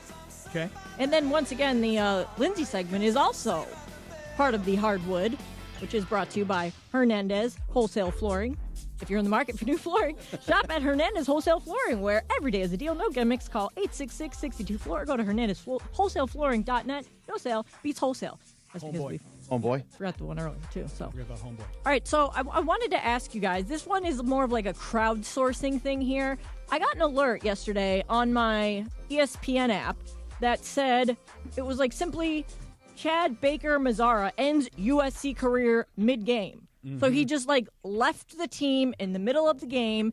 And I know like Berg is like our show's resident college hoops ball knower. Really only UCLA. You know, he follows UCLA. But since they were playing UCLA recently, this is USC that is, I'm going to go to him to be like, ball knowers. Do you know what exactly happened here? So it looks like he got hurt in this game against Nebraska that they lost by like 15, and he went back to the locker room, came back, I guess sat by a fan and didn't really sit on the bench, and he refused to go back in. Whether he could have or could not have, they weren't sure. But at the same time, apparently it's a lot of different things throughout the entire season. All I know is that when I watched him against UCLA just last week or the week before, that he was just bombing away from three. He had like 5 or 6 threes, kept them completely in the game until it just got out of hand, and he actually left the game being injured for a little bit too. But yeah, I don't know exactly what happened, but it seems like it was a so they like kicked bunch him off of the team. different things. Well, yeah, but I think, here, I was reading about this kid also because I haven't paid enough attention to USC basketball, even though I do text you guys in the middle of USC basketball games, acting like I'm really engaged in it. Baker Mazzara. Yeah. So here's the thing. So the kid Sitting with the fans! Exclamation!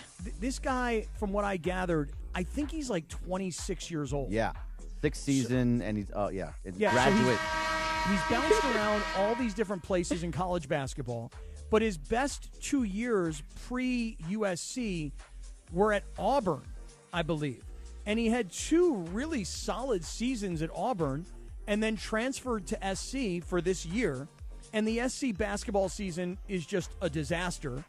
And so whatever happened with this kid, all the coach knew was they asked Coach Musselman, he's like, I don't know. He came back. He told me he was too hurt. He couldn't play. I don't know. And then, why isn't he sitting on the bench?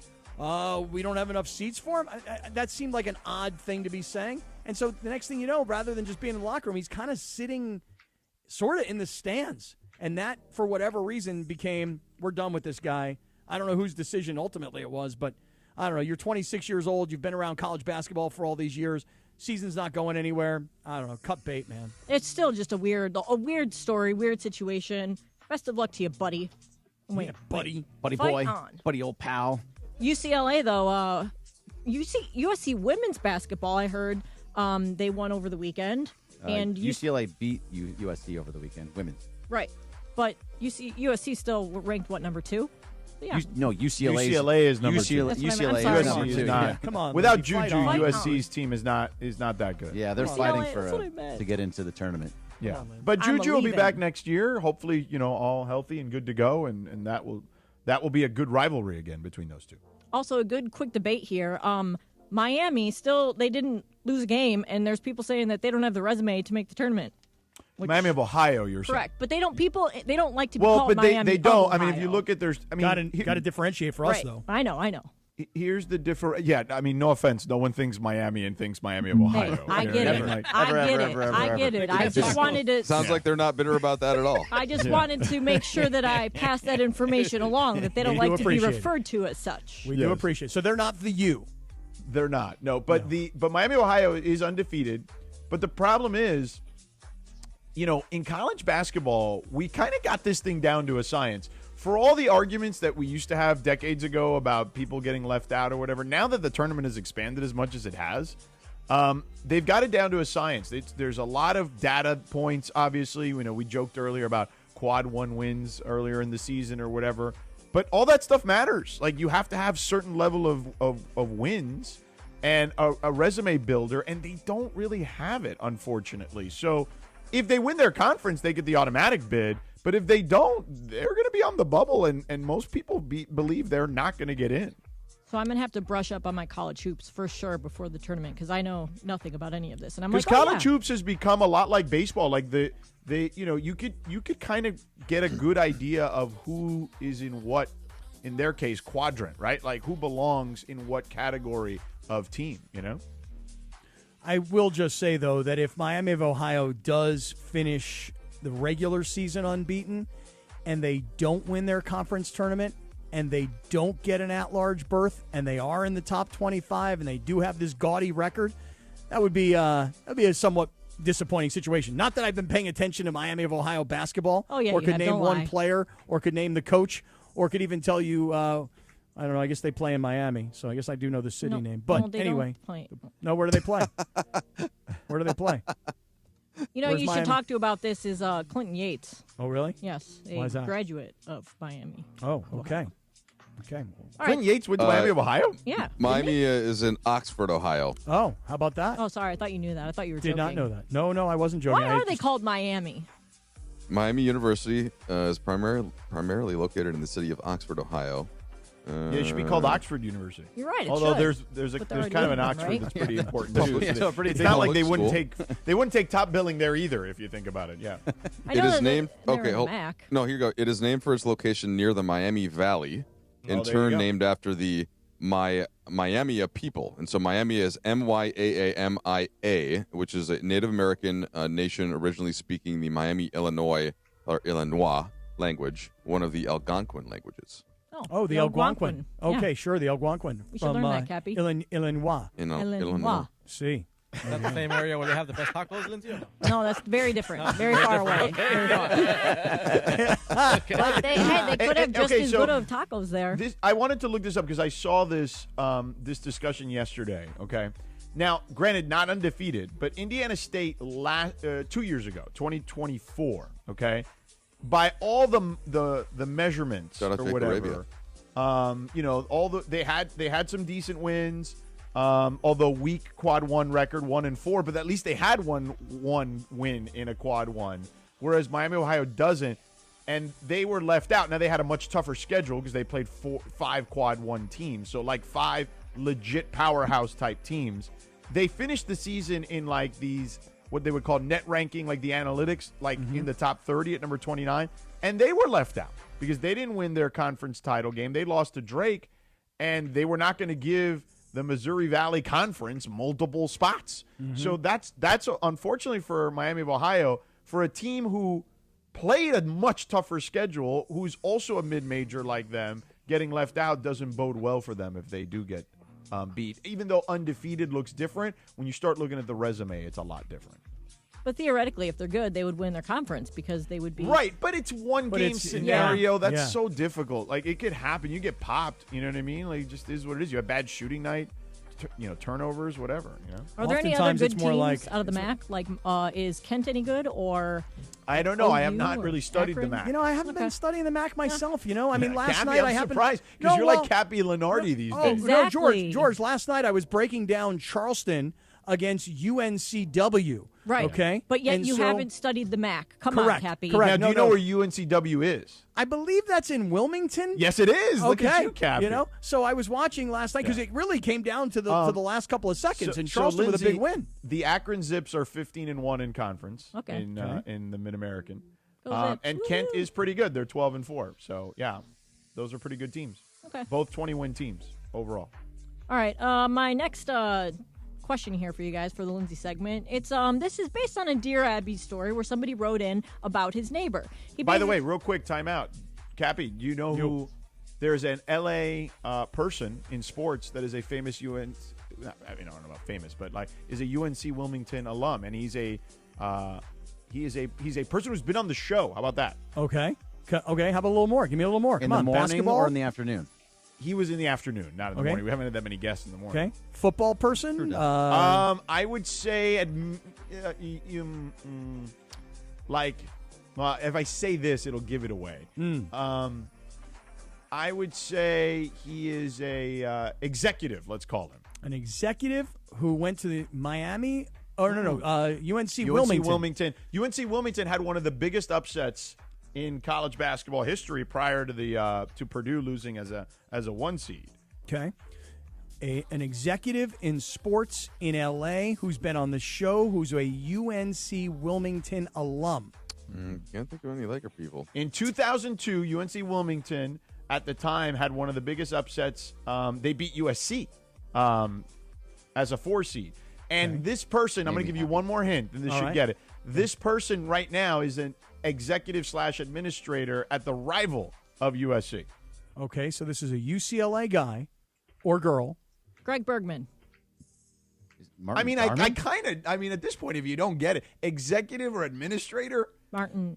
Yeah, could it be Martin your man, Jarman. Martin Jarman? Yeah, there you go. He played on that UNC Take credit for Wilmington that. team that upset How USC about that? in 2002. All right. Hey, good little piece of trivia there. There you have it. All right. Dear Abby, this guy writes to Dear Abby and says, basically, he's got a neighbor who's a very strange man. He says he's a little bit of a hoarder, and he kind of regards him as a Kramer from Seinfeld because he doesn't have a lot of money. He's kind of a hoarder. He said his dog's filthy, and he leaves Post-it notes everywhere in his house. He's just kind of like a strange guy.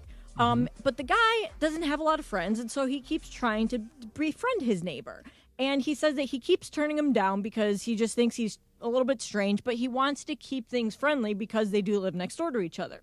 So he wanted to know, like, how can he not be friends with this guy without sending him into a spiral or making things weird because it's his neighbor? And I wanted to ask you guys if you have relationships with your neighbors. I do. So my neighbors, I've discussed this, Roy and Virginia on one side, and we have Ed on the other side. Elderly folks, super nice. Whenever we've had, a little gathering at the house, like barbecue or whatever, grilling, pool for the kids, like party, and parents come up, we always invite them. They're always welcome.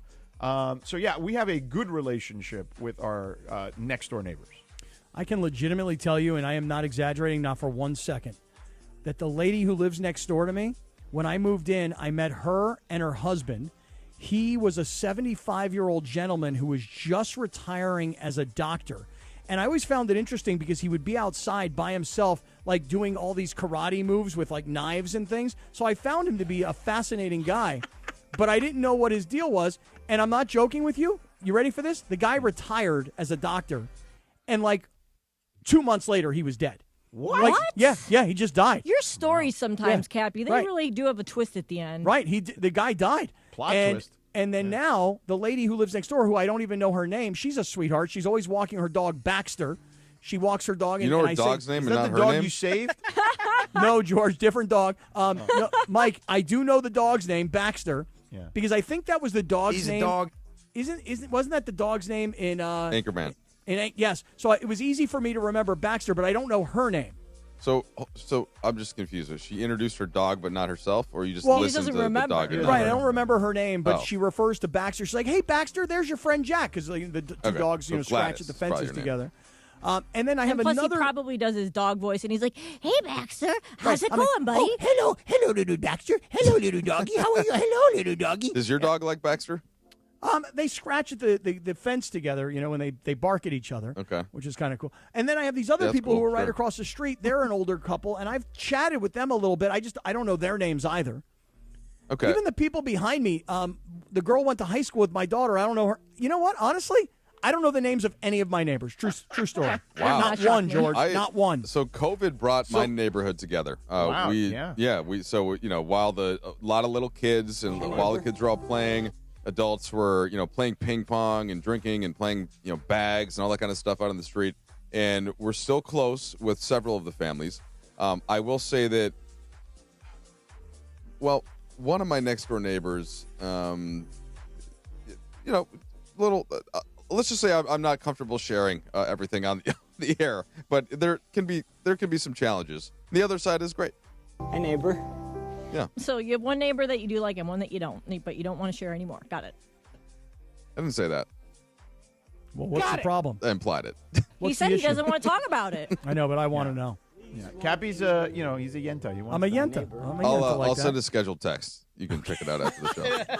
Hey, I had a terrible neighbor when I owned my house back in Ohio, and let me tell you, this lady, she was just the worst. She was the worst. I won't get into it now because it's the end of the show. So I want to end things on a lighter note, starting with the "Don't Sweat the Small Stuff" calendar of the day. We didn't read, or it's the weekend, so it was the weekend. So I'm going to read that one first. And I was trying not to sweat the small stuff yesterday when I missed that flight. I was not happy. Well, You did say that you were going to scream at someone, and then I was like, oh, no, don't be that guy. Yes, to get on the next flight. Yeah. But yes, you meant scheme, and so you did scheme to get on the next flight. So good job, George, for not So Lindsay sweating the told you small not to stuff. be that guy. Yeah, don't want Well, to I be would that never guy. be that guy. No way. Like, I would never. And the other part of it is this. It's not their fault that the people are there at the airport just doing their job. Like, hey, they're like, hey, man, your TSA pre-check's not on the thing. So it is what it is. When you're not sweating the small stuff, remember, be aware of the snowball effect on your thinking. Remember that filling your head with thoughts of how overwhelmed you are only exacerbates the problem by making you feel even more stressed than you already do.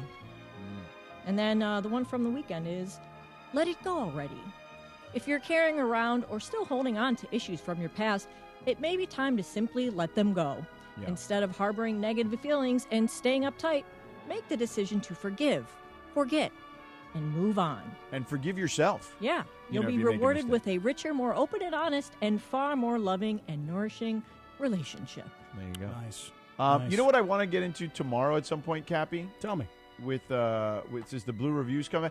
Bergman is, I don't know, is he still there? Because I only see he's Lindsay there. right now. Oh, there he is. Is the Blue Review going to do a World Baseball Classic edition? Haven't dug into it yet, but yeah, we're going to be talking about the World Baseball Classic the entire time it's on. It's exciting. Ready for it. Yeah, McAfee's got all these guys on. He's at Aaron Judge. He's at their training camp in Scottsdale. Bryce Harper's on Bryce right Harper's on right now. Beautiful. What a great ballpark that is in Scottsdale. Yeah. And by the way, Cappy, before So, we yes, get, Sedano. sorry. No. Thank you. Before we get to the dealer's choice real deal, I want to make sure that you guys remember that Jacob Imrani is the official attorney here of the Sedano and Cap YouTube Hour. If you're injured in an accident, call Jacob. 800-345-6789. That's 800-345-6789. Or call jacob.com. All right.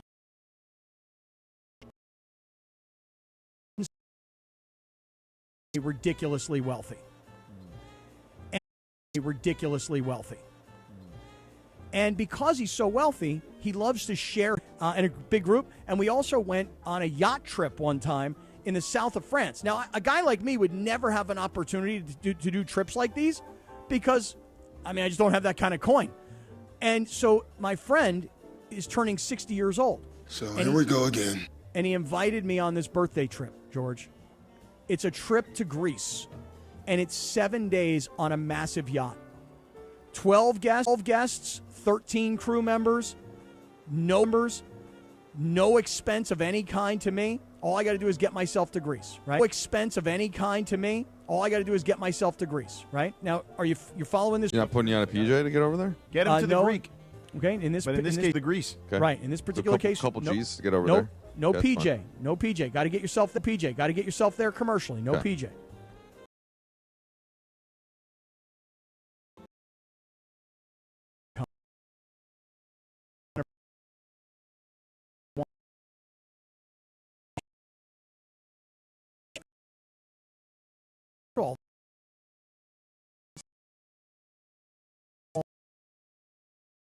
That's the problem. Room on the boat. This couple here, this couple.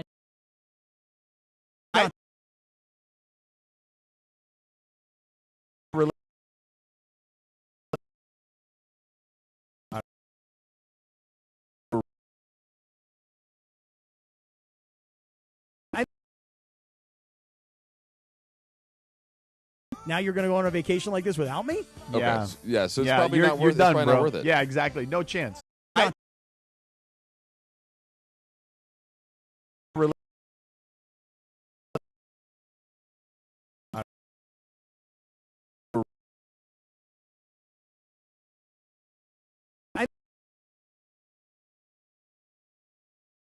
Now you're going to go on a vacation like this without me? Okay. Yeah. Yeah, so it's Yeah, probably you're not worth it. done, It's probably bro. not worth it. Yeah, exactly. No chance. Yeah. That's why I asked for an extension, just in case like anything happens between now and Friday. Oh, like one of the other couples bows out or something? Right. Yes, exactly. Like somebody says, hey, unfortunately, I can't go. And then all of a sudden I get a call back, Well, go, hey, good news. We Can I can ask you take this? Rachel too. Is it offensive in any way How about to you sleep on the floor and let Rachel sleep in the bed? I would gladly. Or is it offensive in any way for you that like all these other couples were all apparently more important to him than you? Listen, don't get me wrong, Mike. Don't get me wrong, Mike. I have made it. I'm on that cut list. I'm on the cut line here.